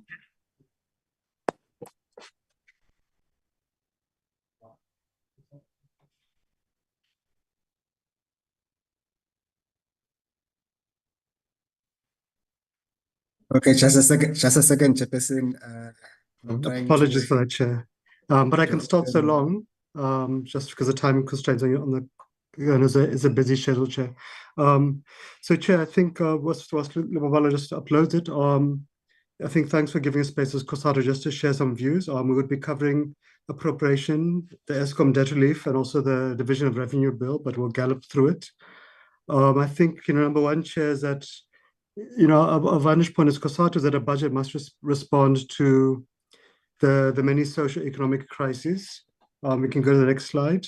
From a 1% GDP growth rate, which is not even projected to go to 2% over the next 3 years. High levels of unemployment of 41%, youth unemployment of 70%, and really entrenched levels of poverty, inequality, crime and corruption, the rising cost of living, aging infrastructure, struggling public services, SOEs, municipalities. So, a large sense of despondent among society. Next slide. So I think, our position is that the budget really needs to speak to those dire socioeconomic challenges, to really try to rebuild some of the damage that's done to the public service by budget cuts, especially around municipalities, how to turn them around, but also how to grow the economy through stimulus, giving support for SMEs, industrialization, export industries. And whilst we grow the economy, also to see how do we provide a pathway to employment for young people, especially how to boost SARS to do a tax evasion. Next slide.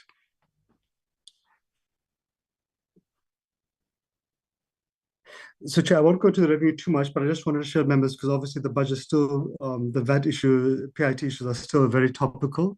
But I think we just want to say on the appropriation side, we really welcome Treasury coming to the party around additional 4 billion rand to SARS, taking it to 7.5 billion rand, and I think actually 13.4 billion rand in total over the MTEF. We thought that is a much better approach than hiking VAT or PIT. So we think that's going to give significant space to Treasury to improve tax compliance. Next slide. So this really just for members' information's sake, because we dealt with the revenue proposal already, but just because it's such a topical issue, we can go to next slide. That is just my proposal around alternatives to the VAT hike on the revenue side. But Chair, we do want to say that on the expenditure side, we think there is still space to assist with alternatives to the VAT and PIT hikes. Number one is to engage the Development Bank, the Industrial Development Corporation, the Public Investment Corporation. They're not at least 25 to 50 billion rand worth of economic infrastructure projects they could take over from the state balance sheet, not to give money to the state, but just take over some of those projects and run them as their own economic investment opportunities where they can collect a return on investment. And similarly, could the DFIs, the CETAs, the NSF not also contribute at least 25 billion rand or so for some of the public employment program and skills training costs? So can the CETAs, for example, cover the skills training costs for the EPWP or CWP? And similarly, to engage the Reserve Bank around increasing the JAFRECA top-up to the fiscus from 25 to 35 billion rand to, again, ease the burden on the state. Next slide. So, Chair, I think on the public services, we want to appreciate for the first time in many years, a 3-year wage agreement, which most parties signed. We think it provides stability to the fiscus. It also gives relief to teachers, to nurses, to police officers. It helps the Treasury to balance, to project the budget, etc. We know often the wage bill is seen as a bit of a scapegoat, but I think to make the point that it's actually declined as a portion of the budget over the last 20 years plus, from 40% to about 31, 32% of the budget today. The headcount too, we've actually seen a reversive ratio, which is quite worrying. Whereas in 94 and even today, we have about 1.2 million public servants. So it remains static largely, but the population has essentially doubled. And that has a huge impact upon the quality of teaching, of healthcare, policing, etc. And of course, public service, as we know, from Home Affairs to hospitals, is struggling with budget cuts. So we do think there's a need to invest in the public services. Our next slide. Chair, so I think there's been many allocations, which have been above inflation in the appropriation of the Division of Revenue Bill, especially to some of the critical frontline public services like education, additional 29 billion rand, health, additional 29 billion rand. There's a commitment to filling some of the key frontline service vacancies, like additional 1,800 doctors, I believe, 4,000 police officers, some additional nurses.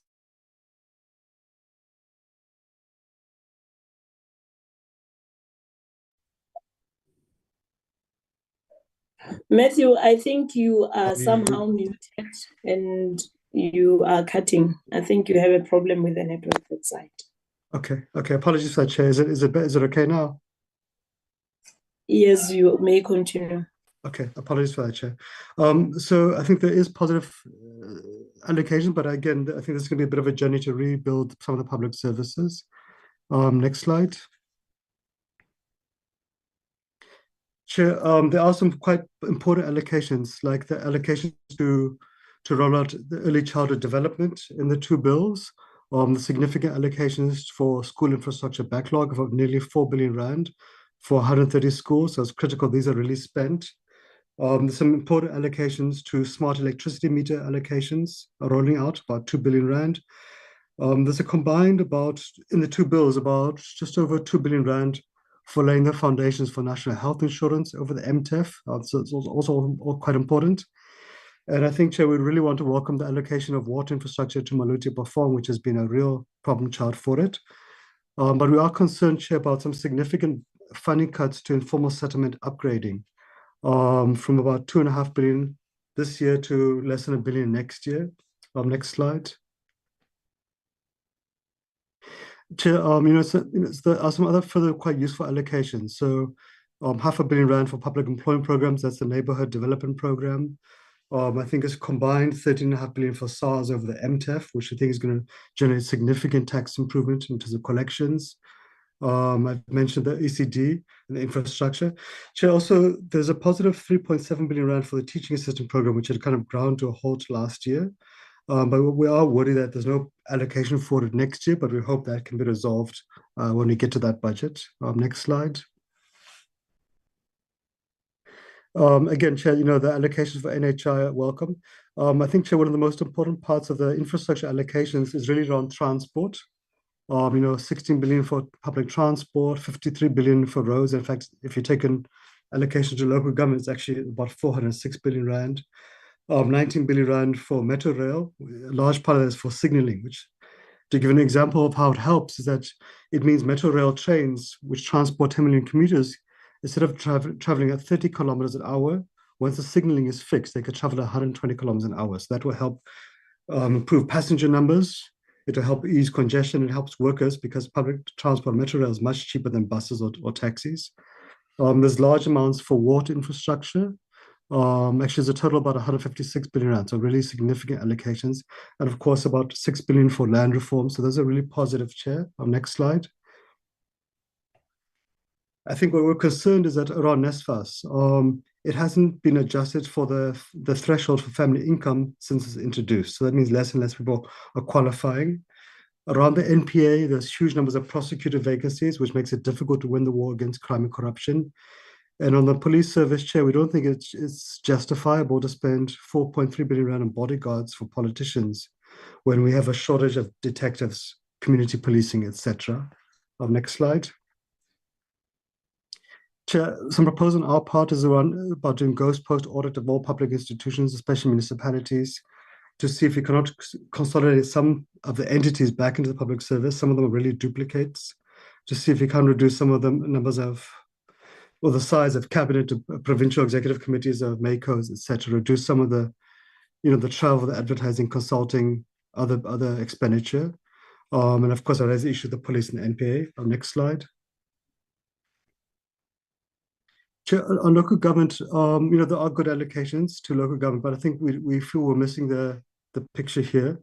If you look at any metric, the municipalities are in deep trouble. A decade ago, about 10% of municipalities were in financial trouble. Today, it's about 70%. We have about 160 municipal pension funds in arrears. We've seen municipal debt to Eskom doubling to 95 billion rand about now. Community debt to municipalities, it's about 300 billion rand. We'll find by November, many municipalities will struggle to spend infrastructure grants, let alone correctly. So we are witnessing collapse of local government. Next slide. So, Chair, just on the SOEs, I think we must appreciate the progress by Eskom to end load shedding, the stabilization of Transnet, Metro Rail reopening, revival of SEA, but we are quite concerned about Denel, the SABC, Post Office, and Post Bank. And in fact, the budget is silent about the remaining 1 billion rand owed to the Post Office as part of the business rescue package. And of course, Chair, we do think there's a need for a plan to intervene on the Road Accident Fund as well, which has liabilities of 400 billion rand and has real problems of corruption and maladministration. Next slide. So, Chair, I think this SOEs really proposes to intensify our efforts to stabilize and rebuild the SOEs, from management to skills, corruption, cable theft, infrastructure investments, etc. And of course, the issue of the post office and the RAPs and the RAF bills. Next slide. Chair, on the Eskom debt relief bill, we're a little bit concerned about the reduction in debt relief for Eskom. We hope this isn't going to undermine its efforts to turn around. It remains fragile, but I think we do want to really welcome the conversion of Eskom's debt relief loans to equity. I think, again, this could perhaps achieve the same objective of freeing up its capital for maintenance and for new generation capacity. Next slide. So we just provided on this slide, Chair, for members, as NCP delegates, just a list of the municipalities who are currently in arrears with regards to salaries. Those who are in arrears are on pension funds is much larger. But this is the ones who are workers' salaries. You'll find some of them, Chair, these are the usual suspects. So members like Honorable Ryder, who've been here for some time, would know Kopanong, Tembelihle in the Northern Cape, Makwasi, Naledi, Tsubotla, Chair, which might be amongst the worst, which I believe has been under administration 4 times. So these ones remain worrying parts, and you'll find on any indicator these municipalities are in trouble, not just on salaries. Next slide. Chair, our proposals here really, I think, is supporting the National Treasury debt collection interventions, moving to prepaid electricity meters.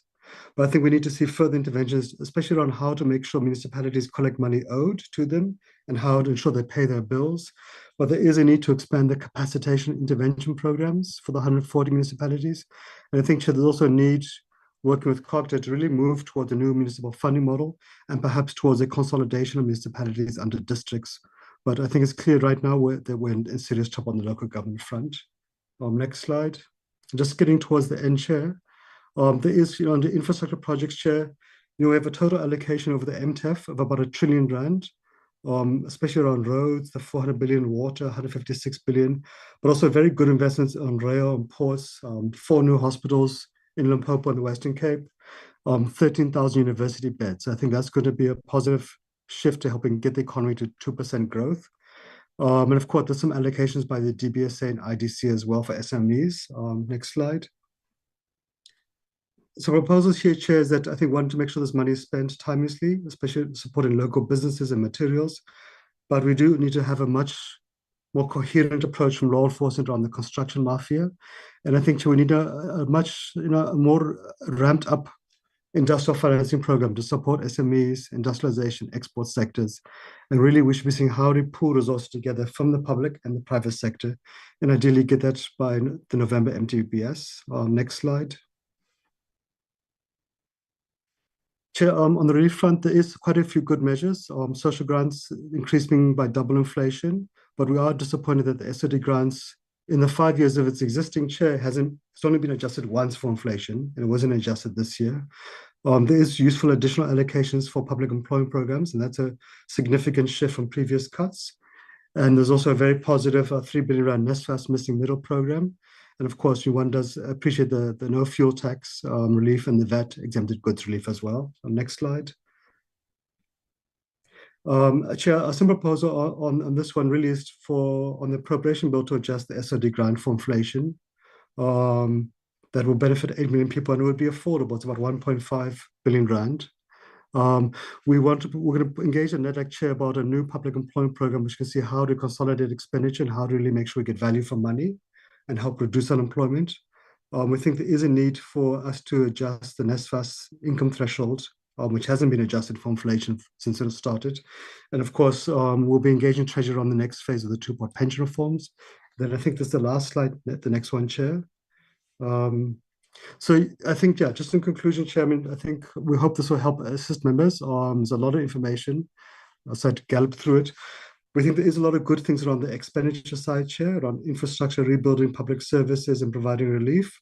We do need to make sure we really capacitate and fix local government especially. And from our side as COSATU, we will be engaging Treasury and government around additional interventions around public employment program, around industrial financing, and I think perhaps also around revenue and expenditure reviews as well, because we want to see government succeed. We think we need to really see how we can fix the economy, fix the state, and tackle unemployment. So let me stop there, Chair. And yeah, thanks for that. I hope I didn't go over too long. Thanks, Chair. You were actually left with just a minute, but thank you for the presentation. The last presentation of the day, colleagues, will be from Mbusiswa Ngobo. Mbusiswa, over to you when you are ready to do so. Good afternoon, Chair. Good afternoon, honorable members. Chair, for reasons of time and simplicity, I think the submission, the two-page submission is quite straightforward. I just simply want to highlight the thinking behind the content to the submission. So I don't necessarily think it's going to be necessary to beam the submission, but I do make the submission in a private capacity, Chair. And in terms of its contents, I do wish to make it clear that it's simply related to Section 6 of the Appropriation Bill, as well as to support the suggestion or the document on the gender budget statement and the improvements thereon, and to also make a suggestion for the youth budget statement, therefore not making any pronouncements, tacit or implicit, on any other document before the committee in this regard. Chair, in relation to the letter, I suppose, and I've taken the liberty on the gender budget statement, there's a word there, illicit, and I suppose it's a misspelling. I took the liberty to conclude that it had meant to solicit commentary on the first paragraph of the gender budget statement. Then in terms of the suggestion, it is to look at the supply side of the service delivery budget to make sure that there is then a concerted effort in line with the Procurement Act to then expand on the industrial capacity, which will then have a democratic as well as an economic dividend for the targeted populations in terms of the suggestion on the youth budget statement.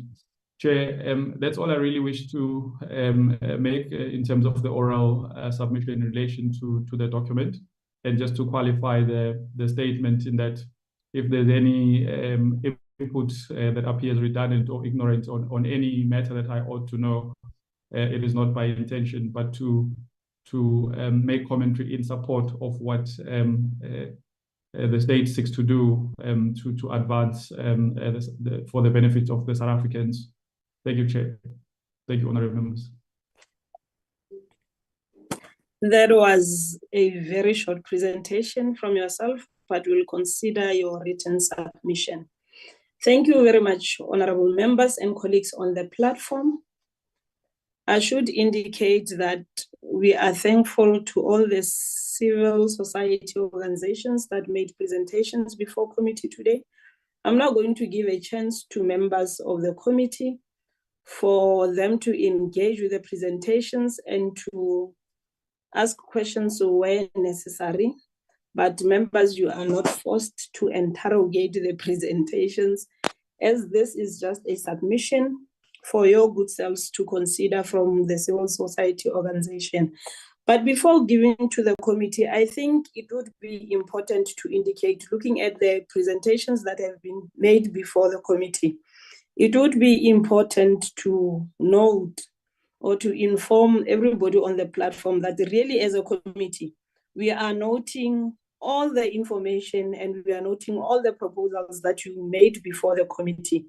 However, it is important to highlight that the Money Bills Act Amendment and Related Matters Act of 2009 assigns all the responsibilities considering the revenue proposals and issues around the fiscal framework to the committees of finance in both parliament.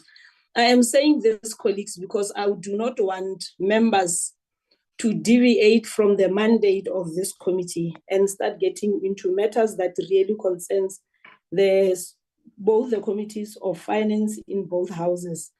Our work as the Appropriations Committee, by contrast, is to focus on the division of revenue amongst the three spheres of government, as well as the appropriation bill, which also outlines the spending parameters for national departments. Having said that, members, I hope you will be straightforward in asking your questions, because this is not the platform to really give you a chance to engage with stakeholders as if we are engaging with your national treasury or any other stakeholder that accounts to the committee. But noting what they have just submitted, I'm going to recognize hands that would want to engage on the presentations, and members, you'll be given 3 minutes each to make whatever submission that you would want to make. And let me put an apology beforehand that, colleagues, I think we miscalculated the time. We thought we'll start by 10 o'clock and finish our engagements by 1 o'clock, but by the look of things, we'll go beyond 1 o'clock. Kindly bear with us. This is a very important engagement. We really need to improve on the time next time. Maybe we'll give more time to such kind of meetings so that we do not rush into completing the meetings or the sessions. I will start with Honorable Ryder because he indicated that he has another meeting to attend. And then I will see by show of hands from members who would want to come in and engage the presentation. After Mr. Ryder, I will give to Honorable Brett. From Honorable Brett, Honorable Siwisa. From Honorable Siwisa, Honorable Majola, and Honorable Numalo, you will be the last. Thank you very much, Mr. Ryder. Over to you. Thank you very much indeed, Chairperson. And first of all, let me say thank you to the people that took the time and made the effort to send their submissions through today. I think it's always a difficult job for the... Mr. Nodada, I'm going to request that you help us mute all the colleagues that are not given a platform to speak. Thank you very much. Mr. Ryder, I'm sorry for that disturbance. You may continue. No problem. Well understood. Thank you very much, Chair. I think just to get into what I was saying is that it's always difficult to plan these meetings well because we never know how many submissions are going to be received. And of course, once again, we've had, I think, a record number of submissions. So thank you for those submissions. And I think it is important that due consideration be given and the right platform be given to members of the public and to civil society. So yes, acknowledging that the meeting probably will run over time, but I don't think as the chair of the Secretariat, there should be any blame apportioned to yourselves. I think that the number of submissions and the value in those submissions has made it worthwhile. Chair, having said that, and I want to just perhaps unpack a little bit more strongly what you alluded to, and the fact that this is the Division of Revenue Bill discussion. It's public hearings on the Division of Revenue Bill. And unfortunately, a number of the presentations were focused far more strongly, seeming to want a second bite on the fiscal framework. And I think Amandla Mobi is probably the biggest culprit of this. It is something that we raised at the last similar meeting, when in fact we had a similar type of presentation that seemed to be trying to have a second bite at the fiscal framework using this platform. Now, we obviously can't tell people what they should be presenting to us, but really I think that the relevance is important to note, and probably to say this is maybe a missed opportunity to have a much stronger focus on how the revenue is going to be divided between the three spheres, as you appropriately alluded to. So, I have many responses for Amandla Mobi, but I don't think it's appropriate, as you said, on this platform, because we should be discussing the division of revenue. So I just wanted to register that comment right up front, Chair. In terms of public service accountability monitor, I also wanted to challenge Ms. Kota on a phrase that she used in her presentation, where she said violent debate. And perhaps she needs to unpack that, because I really don't think we should be calling for violence on a parliamentary platform. And perhaps vigorous debate would be the appropriate phrase to use. But perhaps if that phrase can just be either corrected or perhaps explained to us. Equal education, a very nice presentation from a young learner who did a fantastic job and focused honestly on matters that fall within the division of revenue space. And I think lots of food for thought came out of that, and some good inputs. The Budget Justice Coalition also had a very focused presentation in the second half, at least, and I think highlighted the fact that the Equitable share review is delayed. It lacks transparency, and I do think it's something that Treasury needs to respond to quite urgently, and give us some indication. The Equitable share split formula has been the subject of much debate over the years. Treasury has agreed that it needs to be reviewed. We've been told the review is in progress, but I think certainly at least an update on this is becoming important. And unfortunately, again, I think the BJC also highlighted the fact that Stats SA's census data didn't give us sufficient comfort to ensure that we could base our calculations or our decisions in terms of evidence-based decision making on the numbers that emanated out of that.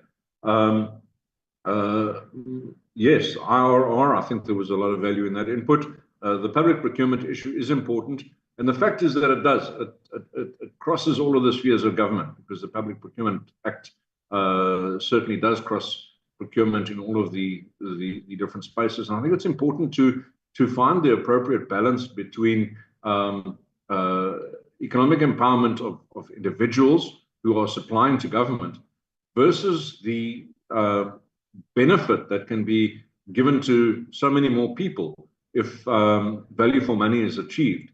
And the fact that you're empowering more people by giving people government services, then it should be far more heavily prioritized than financially benefiting one or two contractors or suppliers. And I think that was reasonably unpacked by the IRR as well. COSATU, yes, I think the big item, you mentioned my name on it as well, because you know it's an issue. Municipalities must definitely be making sure that they are making the payments across as they're required to do for their staff pensions, for their staff taxes, etc. And I think that, again, that was one of the unexpected benefits of the two-pot retirement scheme, is that we found out exactly who the culprits were, both within government and within the private space, who were not making the appropriate contributions across the way. Mr. Nobo, thank you for your brevity, and we do appreciate your submission. I do think that all of the submissions are going to be thought about and responded to carefully. But yes, Chair, those are my inputs, and I do appreciate you prioritizing them. Thank you so much. Thank you very much, Mr. Ryder, for the submissions. Yours are mostly comments than questions, but they are noted as well. You may vacate the space. Honorable Brett.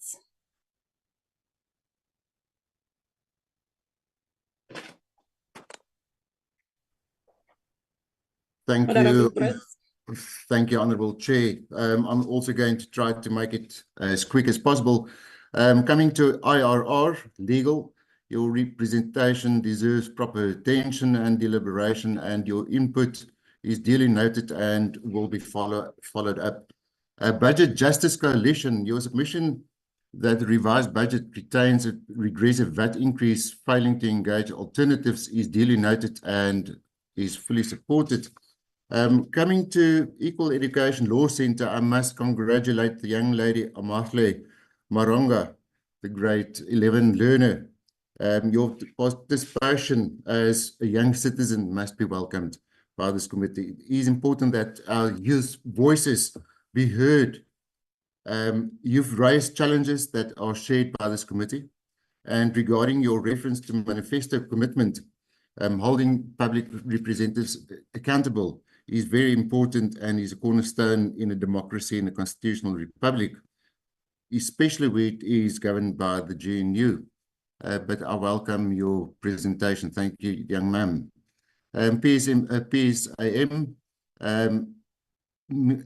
MIC funding, municipal infrastructure grant funding, is of great concern for us all on this committee and for us in the NCOP.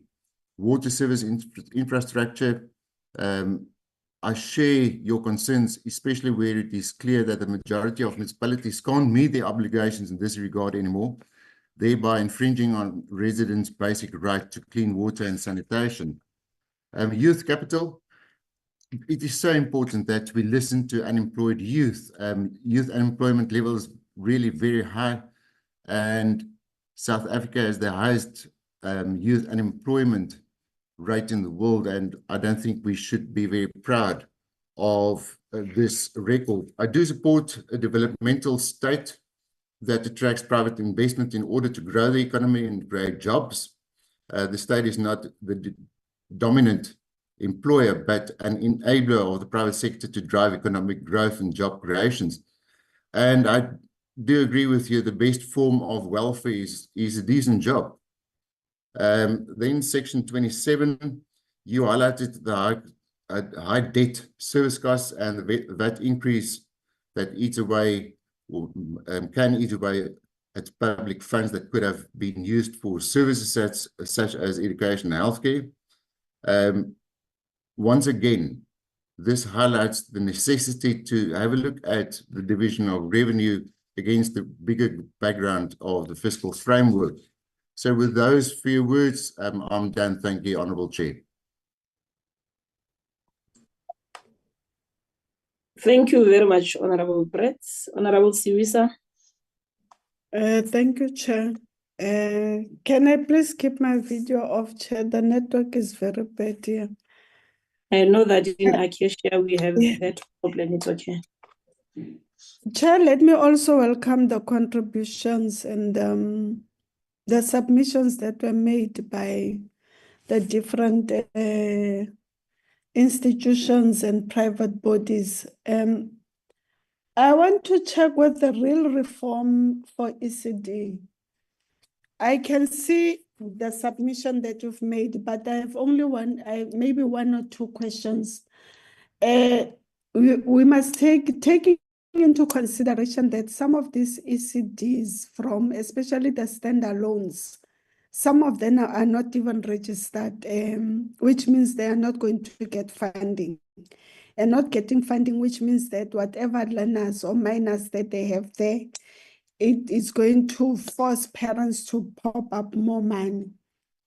So what systems, according to you, what systems can the government put in place, advice that you can give social development and basic education, to give advice to say, how can we go about to make sure that all of these smaller ECDs that are struggling to register because of certain paperwork that is needed from them.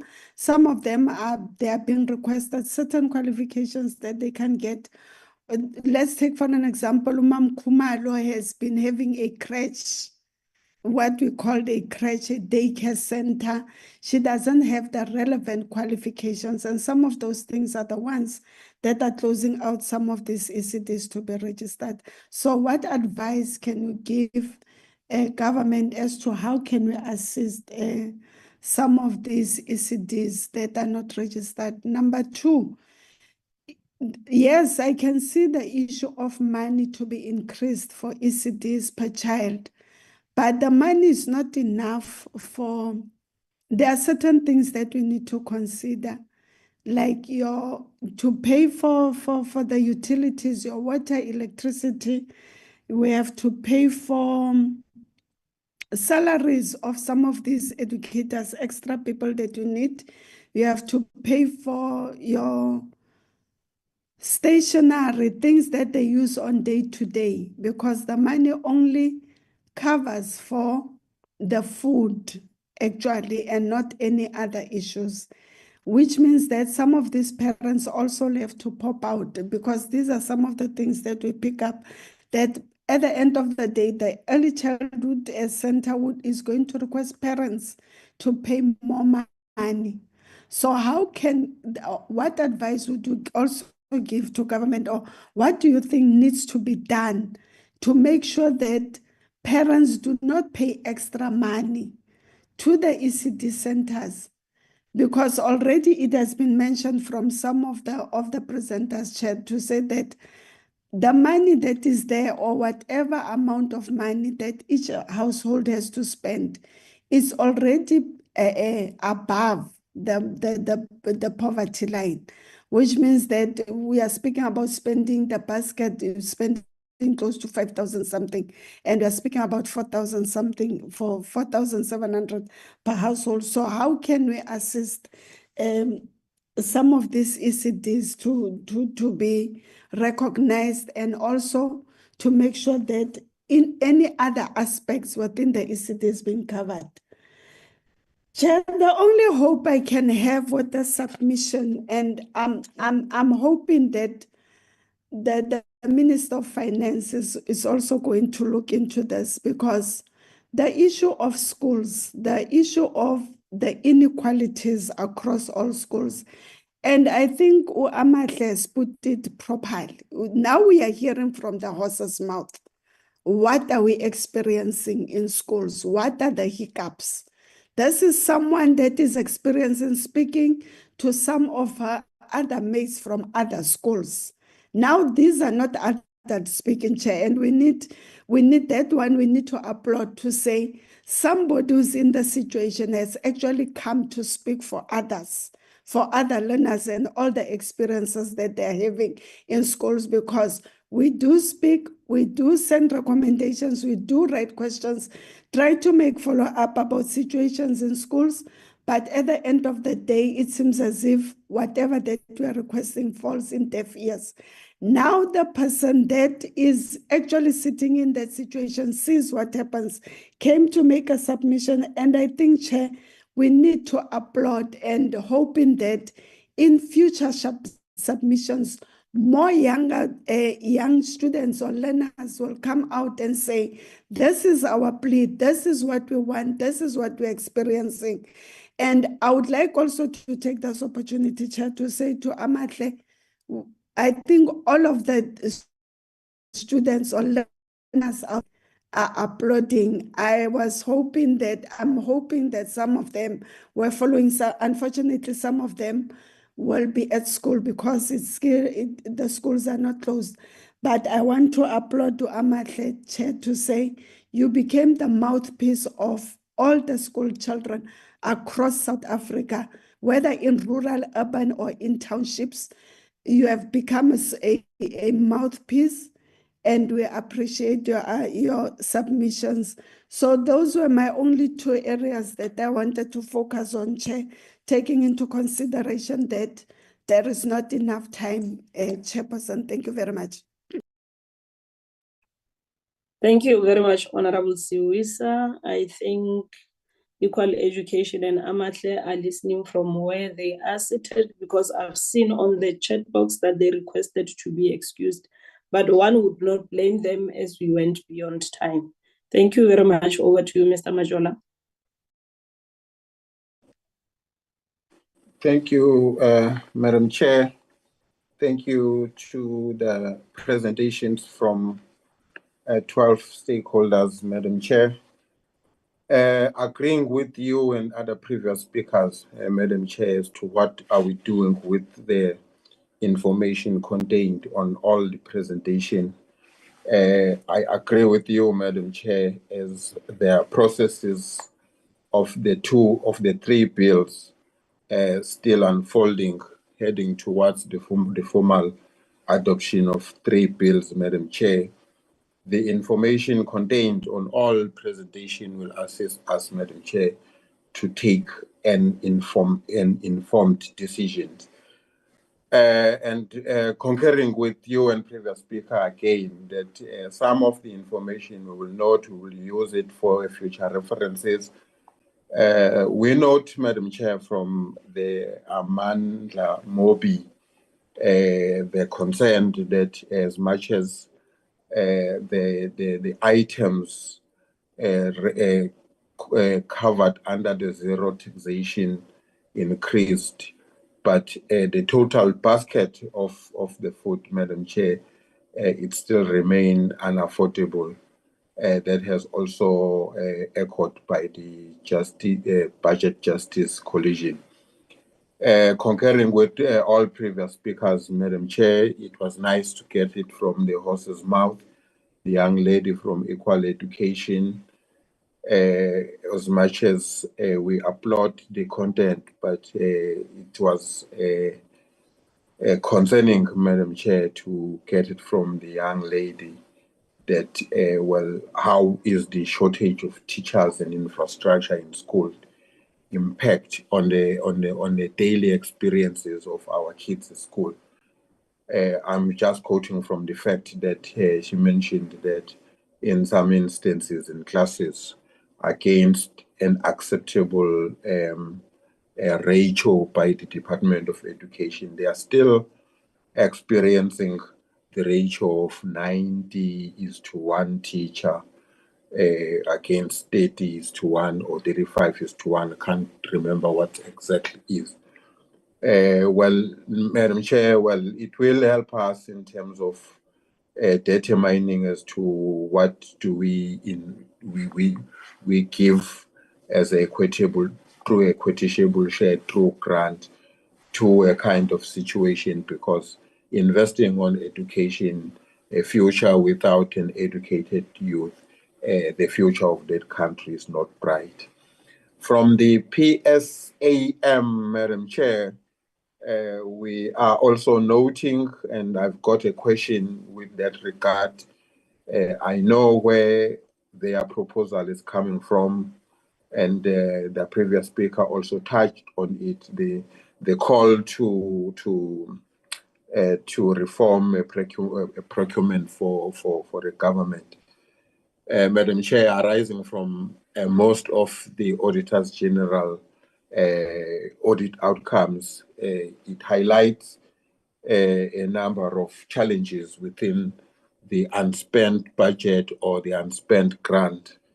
Arising from this challenge, the current supply chain management policy, well, I fully concur with PSAM and the previous speakers that the issue of procurement, well, it's need an urgent attention to avoid all these negative outcomes from the Auditor General. Noting from the youth, another concerning figures, with regards to, without even getting into the stats itself, but looking at the current situation with regards to the unemployment, in particular among the youth, it clearly tells us that, Madam Chair, we might miss the NDP 2030 targets, which is to reduce the unemployment by 6%. But we will deal with the matter as it comes when it comes to the formal approval of the three bills, whether what we have appropriated to different departments, to different department within the national government, does it speak with the content of the youth capital presentation. Going to the budget justice collision, Madam Chair, we have already noted the concern regarding the outdated nature of our data we are using. Then this also an issue, Madam Chair, that requires an attention, because at some stage we end up thumb sucking when it comes to these figures, because we are basing it on a very late or non-relevant data information that therefore we need to make it sure that we subject our allocation based on a updated data. Less than 1 minute left. Toward my closure, Madam Chair, because I've got the question, let me go to COSATU. I've got a question there. I've noted there are areas of concern, in particular with responding to the economic growth. I didn't get clearly, Madam Chair, when the presenter refer us to the head count remain 1.2 million. What rand? Does it mean that with regards to the ghost, the unhead counted government employees still? Well, I didn't get that one. And again, the concern, that's the concern regarding the Eskom debt, which is 94 billion, and community debt owed to the municipality, which is 3. That's a very concern. The last question, Madam Chair, it's the distinction, because there is a comment from, or a suggestion from COSATU where it says law enforcement must tackle the construction mafia, which hindering to the to many construction. I want to check on that one, Madam Chair, as to how do we COSATU arrive to a construction mafia? Was any study made with regards to a construction mafia and the businesses excluded on economic streams in terms of the current? You went beyond your time, but I think all your questions were captured correctly by the stakeholders. Thank you so much, Honorable Ngumalo. No, thank you very much, Chair, and my greetings to you. Can I be given a permission not to open my video? I'm in rural Mpumalanga. I'm afraid maybe it can compromise me. With your permission, Chairperson. Permitted, Honorable Ngumalo, you may continue. No, thank you very much, Chair, and my greetings to you and all members on the platform. Just to say, I acknowledge all the presentation presented here today. These are issues of bread and butter where there's an interest or community interest in whatever that we are doing here. Chairperson, one matter which I want to highlight is the issue of in the budget Justice Coalition. I think I'm putting it to correct, Chairperson. I think this matter was highlighted in one of our meetings to say the data that they are giving us is an outdated data which is compromising the information that is given unto us. So I think that one must be looked at and be corrected. They also touch on the issue of the climate responsive on the budget. Chairperson, we are experiencing issues of climate change every now and then. So it's true that the budget must also look at the issue of the climate responsive like that. Chairperson, the other matter which I want to let us touch on it is to commend the issue of 10 million given to the ECDs that will look at the issue of women who will be part of the ECD workers and also to turn around the township economy stimulus. Chairperson, but the main issue which is there is the issue of accountability and the monitoring and evaluation, because in most cases you will see the money being displayed there, but when you look at the outcome, it says another thing else. Chairperson, we must be able to have the monitoring and evaluation that will talk sense to all of us. The other matter, Chairperson, is to say that we are also commending Treasury on giving SARS more allocation to tackle tax evasion. It's something that is also revenue that will assist us in terms of making sure that we collect revenue as we move forward. Another matter, Chairperson, is to say that we applaud the public employment where assistant teachers will be employed to make sure that they assist in our different schools. It's not enough, but it's something that we must commend because really those people, young people, at the moment, they are not working. And we look at the high unemployment, 41% is something that is very bad. Chairperson, I think we'll have to look at the issue of the public participation. It's good that we interact with our stakeholders, but with the limited time that is put forward, it really limits us, all of us, to make sure that we rush from this meeting to another meeting as in the morning. Maybe, I don't know how to put it, but we can start at 9 o'clock just to prolong the time so that our stakeholders can be given enough time to talk on this, and then they can be able also to respond to our question. But now I am also getting to another meeting, so it's a bit of a rush, but I think we'll have to look at that and then we move forward. Thank you, Chair. Your submission noted, Honorable Numalo. Honorable Swart, you'll be the last.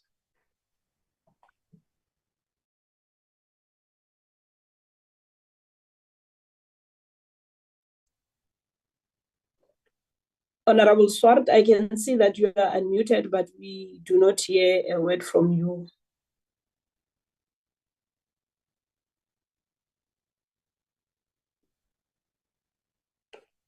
Honorable Swart.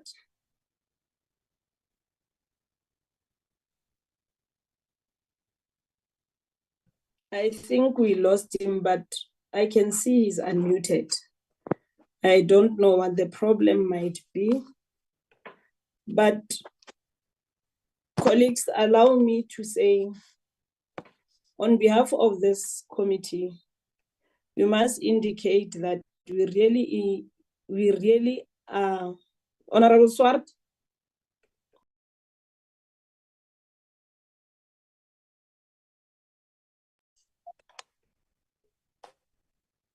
Mr. Nodada, kindly inform Mr. Swart that he was given an opportunity and he missed it because we don't know what is happening on his side. I see he's trying to get hold of me.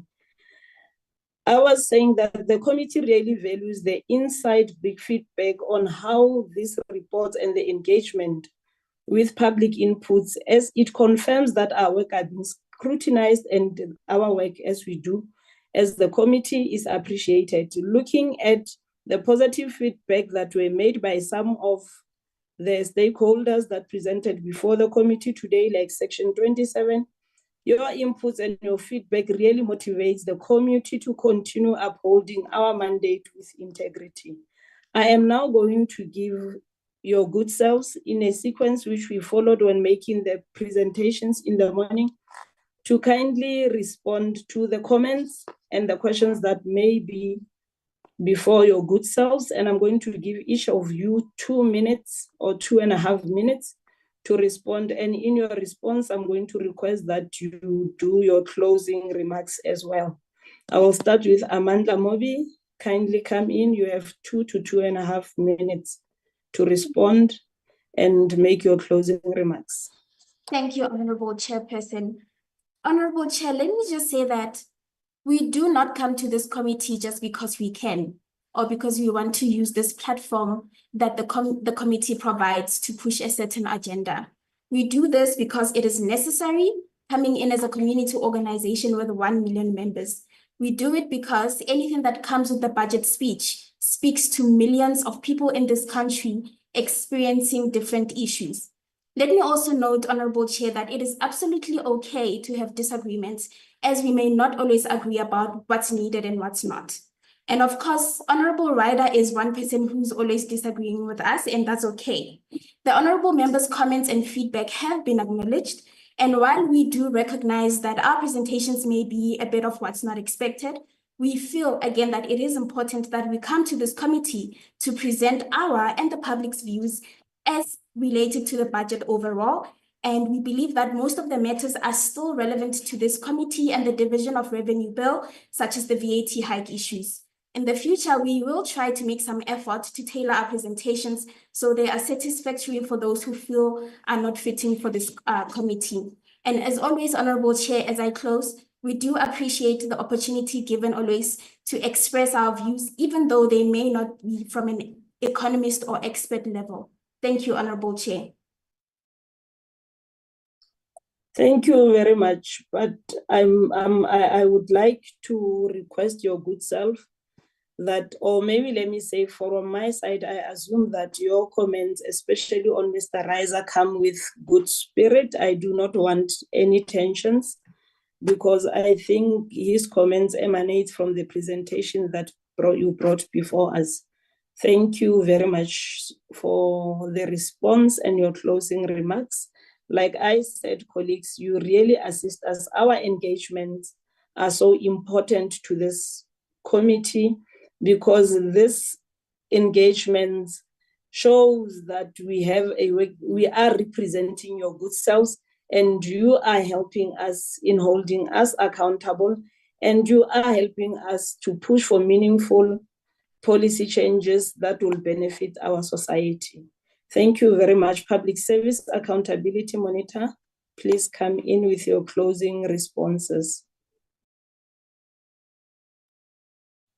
Thank you very much, Chairperson. And I'll do my best to be brief. Honourable Ryder, please rest assured that I'm on a personal level an absolute pacifist, and the organisation I work for would never advocate for anything violent or against the rule of law. I use the word vibrant, and I think because I was speaking so fast in an attempt to meet the time, I maybe rushed through. So it was vibrant, not violent debate or discourse. But on the point, which I think is an important one raised by both the chairperson and yourself, Honourable Ryder, around the distinctions between the different committees and the distinctions between what is tabled at which committee, that perhaps certainly from our perspective is something that we will take forward. It is a conversation that is always important in terms of engaging in the right spaces with the right questions. So that's well taken, and perhaps from a civic education perspective is something that we can certainly take on board. Honourable Brits, as I think Honourable Majola as well also touched on this, if I'm not mistaken, the MIG. I think one of the things that we would like to advocate for, the question very much is, so what must a committee do, or what is it that we're asking for? We've previously raised issues around underspending on the municipal infrastructure grant. And one of the things that we've noted in recent years is what appears to be a stronger stance taken by the National Treasury, for instance, in issuing particular circulars One recent one that we saw was an 83% underspend in the context of the MIG in Makana, and Treasury was very clear to outline what some of the legal ramifications would be that are held within the PFMA and Constitution. The second layer is, of course, the material irregularities that are held within the amended Public Audit Act. And so we would like to see committees, particularly in the context of the NCOP and the provincial committees, help to push those questions forward, but in particular, to make sure that those consequences are taken forward, where accounting officers are the culprits, that there is action taken, but certainly where it's at the provincial level, MECs and premiers are also taken to task. The last element of that in terms of, and I ran out of time in my presentation, was certainly to say that something that we do advocate strongly for is the aspect of digital governance and the importance of ensuring that municipalities are able themselves to, on time, publish financial data in a way that citizens and other actors don't have to wait until it's too late before these issues are picked up and acted upon. So the questions around municipalities having open information, financial information in accessible formats, but more importantly, the digital governance agenda in the country is something that we would request the committee to push hard for, given its implications for access to information. Lastly, I believe it was both Honourable Brits and Honourable Majola, I think the MIG and conditional grants, that's something that we do cover in our presentation. On the procurement legislation, the one thing that we would like to place emphasis on, and noting that the presence of the National Treasury here, is that there have been weaknesses noted within the Act, which has of course been passed already in 2024 by the President. But what we want to complement and complement, both in terms of what's happening at the moment, is that the regulations or the process of developing them has seen a good degree, certainly from our perspective, more than we've seen in the past, of public participation, expert participation. Procurement is a technical space. And so we really are encouraged by that. But what we would then also want to engage further with is that the National Treasury does have a bit of a feedback process following that, so that there is clear understanding of which of the regulations that were proposed by members of the public, and other technical experts that are not within government were rejected, and for what reasons, and what that means in terms of the procurement reform space, certainly given the weaknesses that have been raised today. And we hope that the committee will also, in that regard, join us in making those calls. Thank you so much, Chair. Thank you very much. We do not have equal education with us, so we'll go straight to youth capital.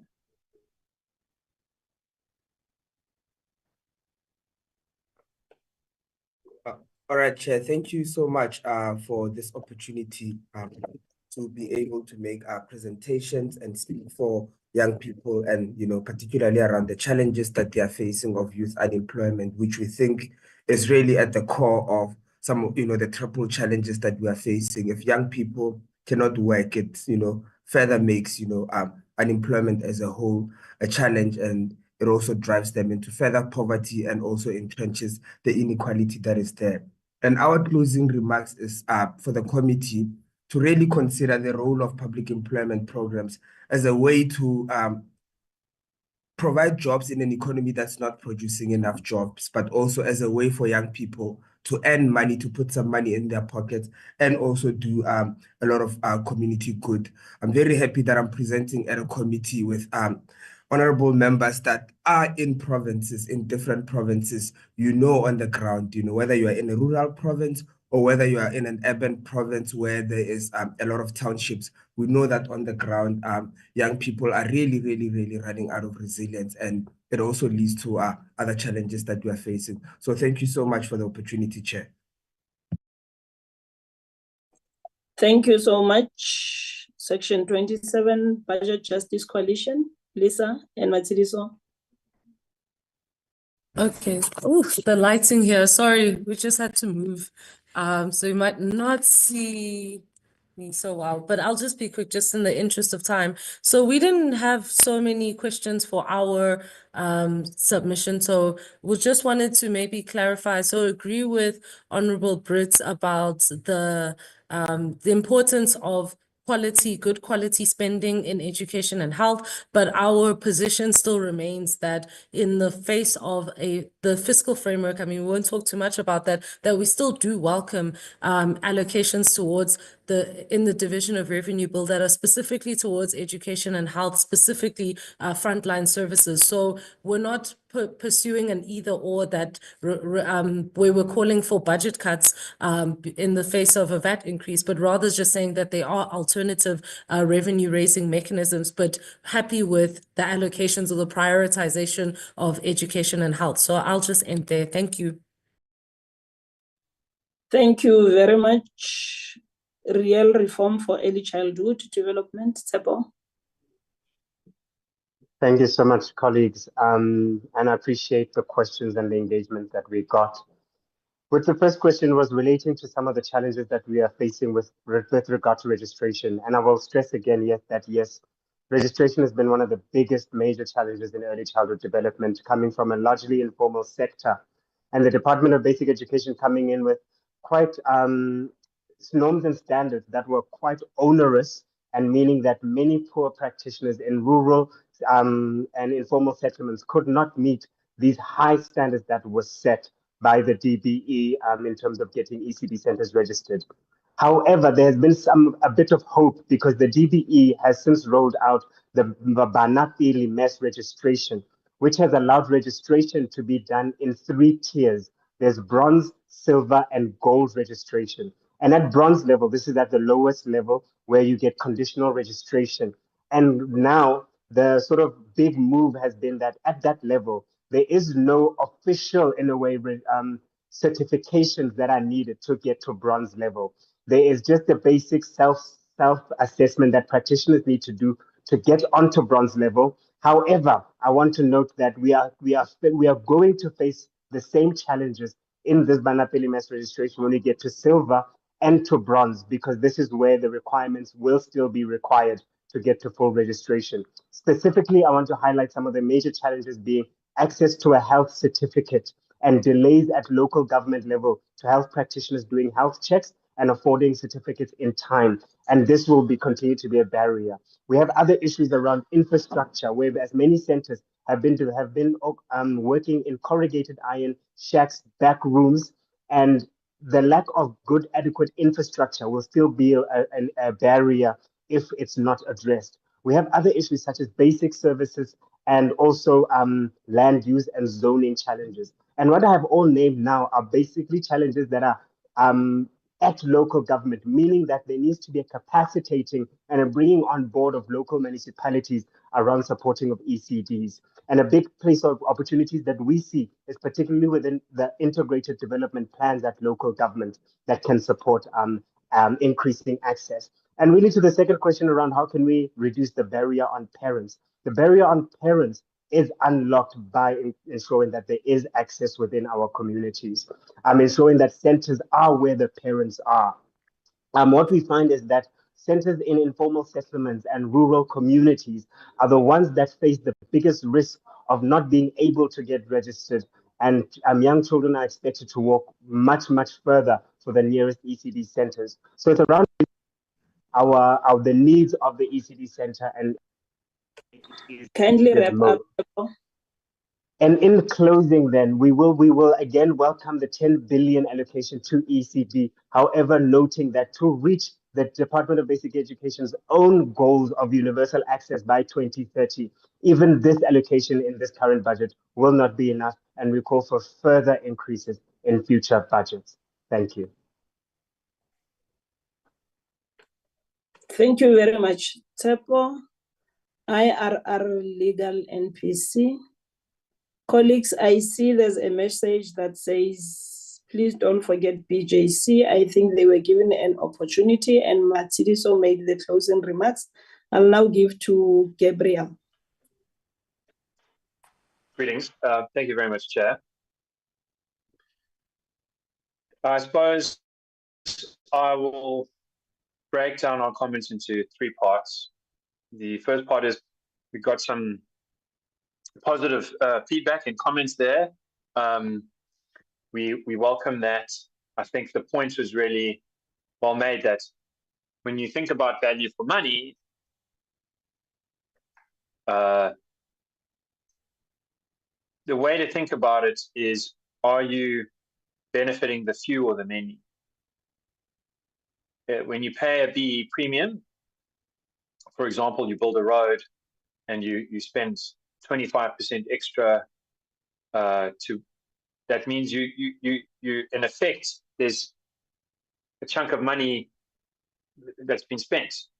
But you could have had the same length of road and used that chunk of money to do something else. What that chunk of money did is it made some rich people richer, the owners of a company.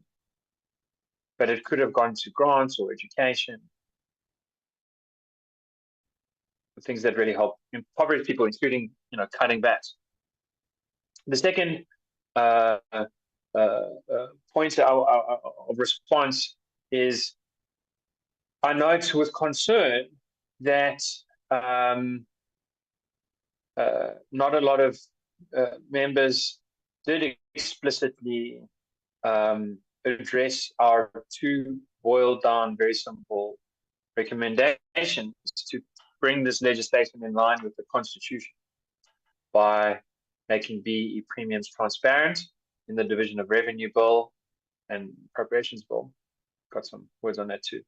And to reduce BEE premiums to R0. This is surprising to me, given that we've shown you evidence that 75% of the country want this.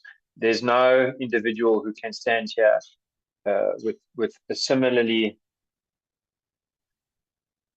clear indication that what most people want is really out of line with what we're getting. So it'd be nice to hear,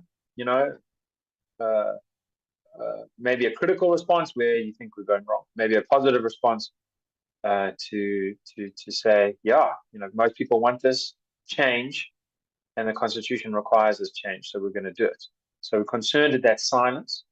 It reminds us of the silence around BEE premiums themselves. The last 20, 25 years, they've been paid, but not transparently. That silence is a violation of our Constitution. So we want you to speak up. If you like BEE premiums, tell us how much they cost, change the bills to allow us to know how much they cost. And if you don't like them, still push for transparency so that we know how much they cost. We hope we can join hands on the drive for transparency. We also hope to drive the reduction to R0. And the third thing that I want to say is no one asked, but in the National Assembly committee on discussing the Division of Revenue Bill, a question was put forward that I think is applicable in this context too, which is, how much do we think BEE premiums cost? And the answer is, it's probably 17 million rand, 17, fairly small amount. That's our estimate published in a report issued last year. If you look at the direct cost, so how much extra is being spent, the City of Cape Town did a value for money report where they saw where they're spending BEE premiums. You look at those kinds of numbers. We think it probably is going to be a relatively small share of the 1.2 trillion rand procurement budget. But we think that the cost to waste in corruption is going to bring the total BEE premium cost up to 150 billion rand. And that's because we share the Zondo report's analysis that BEE premiums create this confusion, which really facilitates a lot of corruption. Corruption is, I don't think you can get rid of all corruption by getting rid of BEE premiums, but we think you can get rid of a chunk of it. So if you think, what can 150 billion rand do in terms of improving education and the like, I think you'll be very motivated to get rid of BEE premiums. Thank you very much. Thank you very much, Gabriel. And let me rest assure you, it's not about what we like and not like as a committee.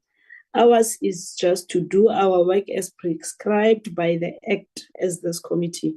Colleagues, I may have confused things. I thought Matshidiso was responding on behalf of Budget Justice Coalition. Matshidiso lona wa itse ya no studio garole all, but that is on a lighter note. I'm so sorry to Lisa. Lisa, you may come in, respond in 2.5 minutes. I am so sorry. I thought Matshidiso was today on behalf of the BJC and responding also for Section 27. forgive me for that. No problem, Chair. Understood. I'll be very brief. I just wanted to touch on the issue of data. We note that Stats SA has said that they've been underfunded since 2016. And in their most recent annual report, 2023-24, they state that they had 600 posts out of about 3,000 that couldn't be filled due to budget constraints. So this is a vacancy rate of about 20%. And this really undermines their ability to produce accurate and up-to-date stats and to make sure that those releases happen in a timely fashion. So as just a final word, maybe we can ask that perhaps this committee can take this forward and look at the allocation to Stats SA, and see that they are receiving adequate funds to prevent this from continuing to happen. Thanks very much. Thank you very much, COSATU. Thanks, Chair. Thanks to members. Speak very quick. I think, the issue of municipalities, Chair, I think, there's one focal point we would suggest for the NCP for this year, for this term, is really on the state of local government. I think we'd all agree that it's in serious trouble, and we need to, really to ramp up interventions around capacitation, corruption, etc., around a new funding model, around even, I think, Chair, we need to have a discussion about consolidation. And of course, to see, how can we tackle the issue of arrears, the salaries and pensions. We are engaging with FFCA around that, and the Department of Labour too. But I think, it needs a holistic response.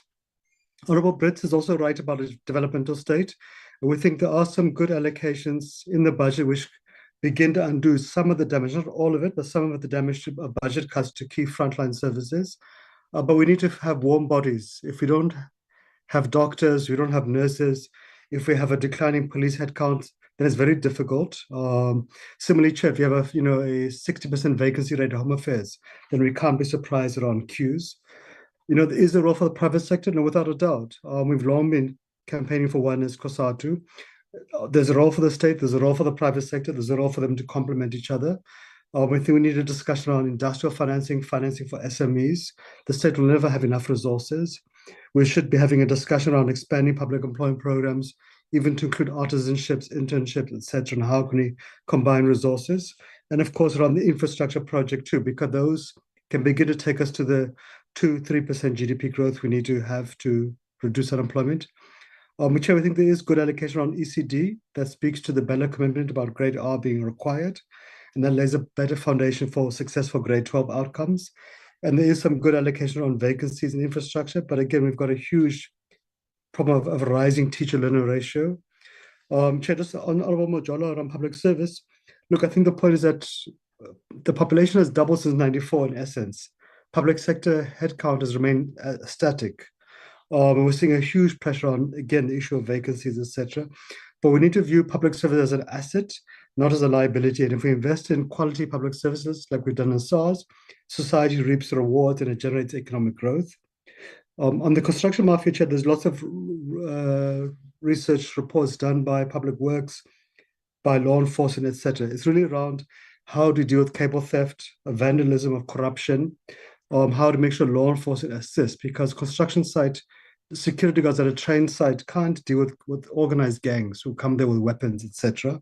And also how to make sure that our construction programs, our infrastructure budget, that it supports BE, that it supports local procurement, local workers, etc.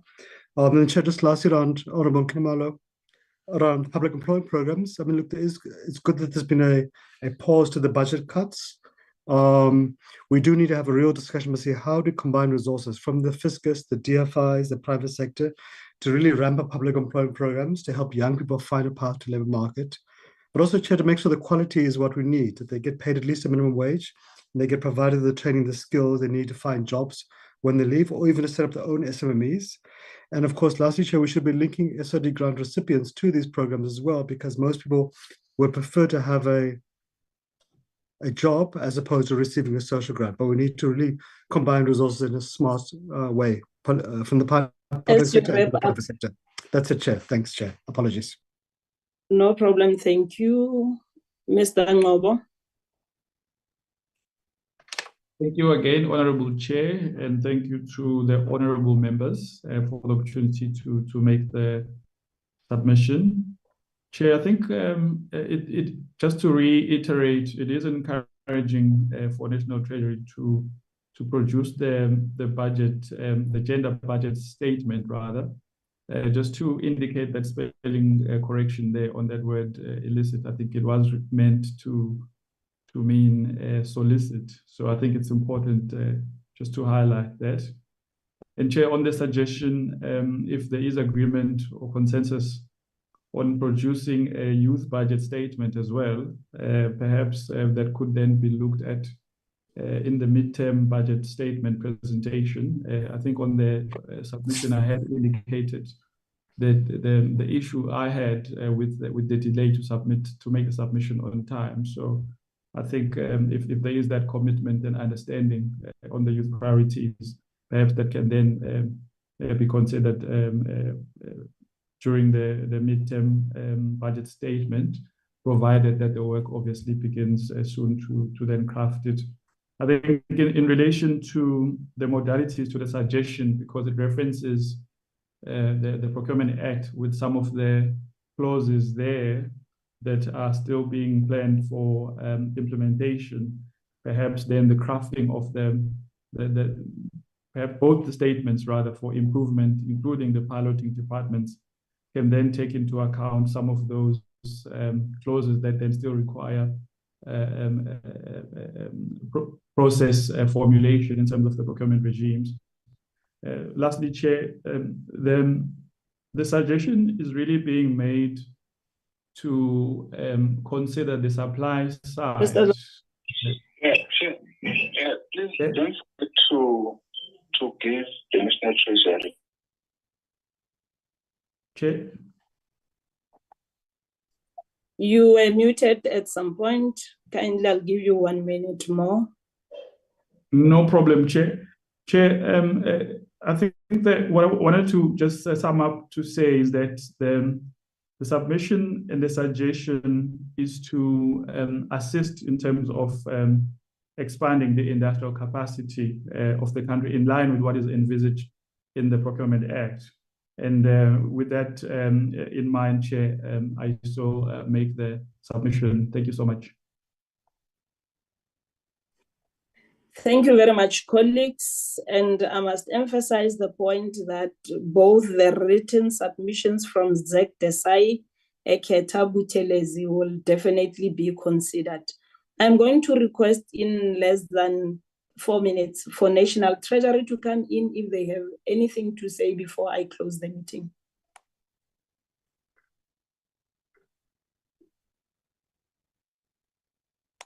National Treasury.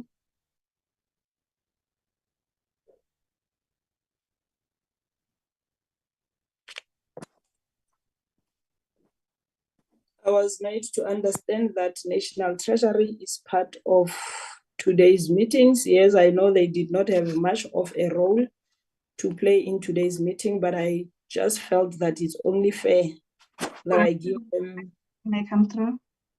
You may, thanks. All right, good afternoon, Chair. Apologies, I'm not able to put on my camera right now. I'm in a very hectic place.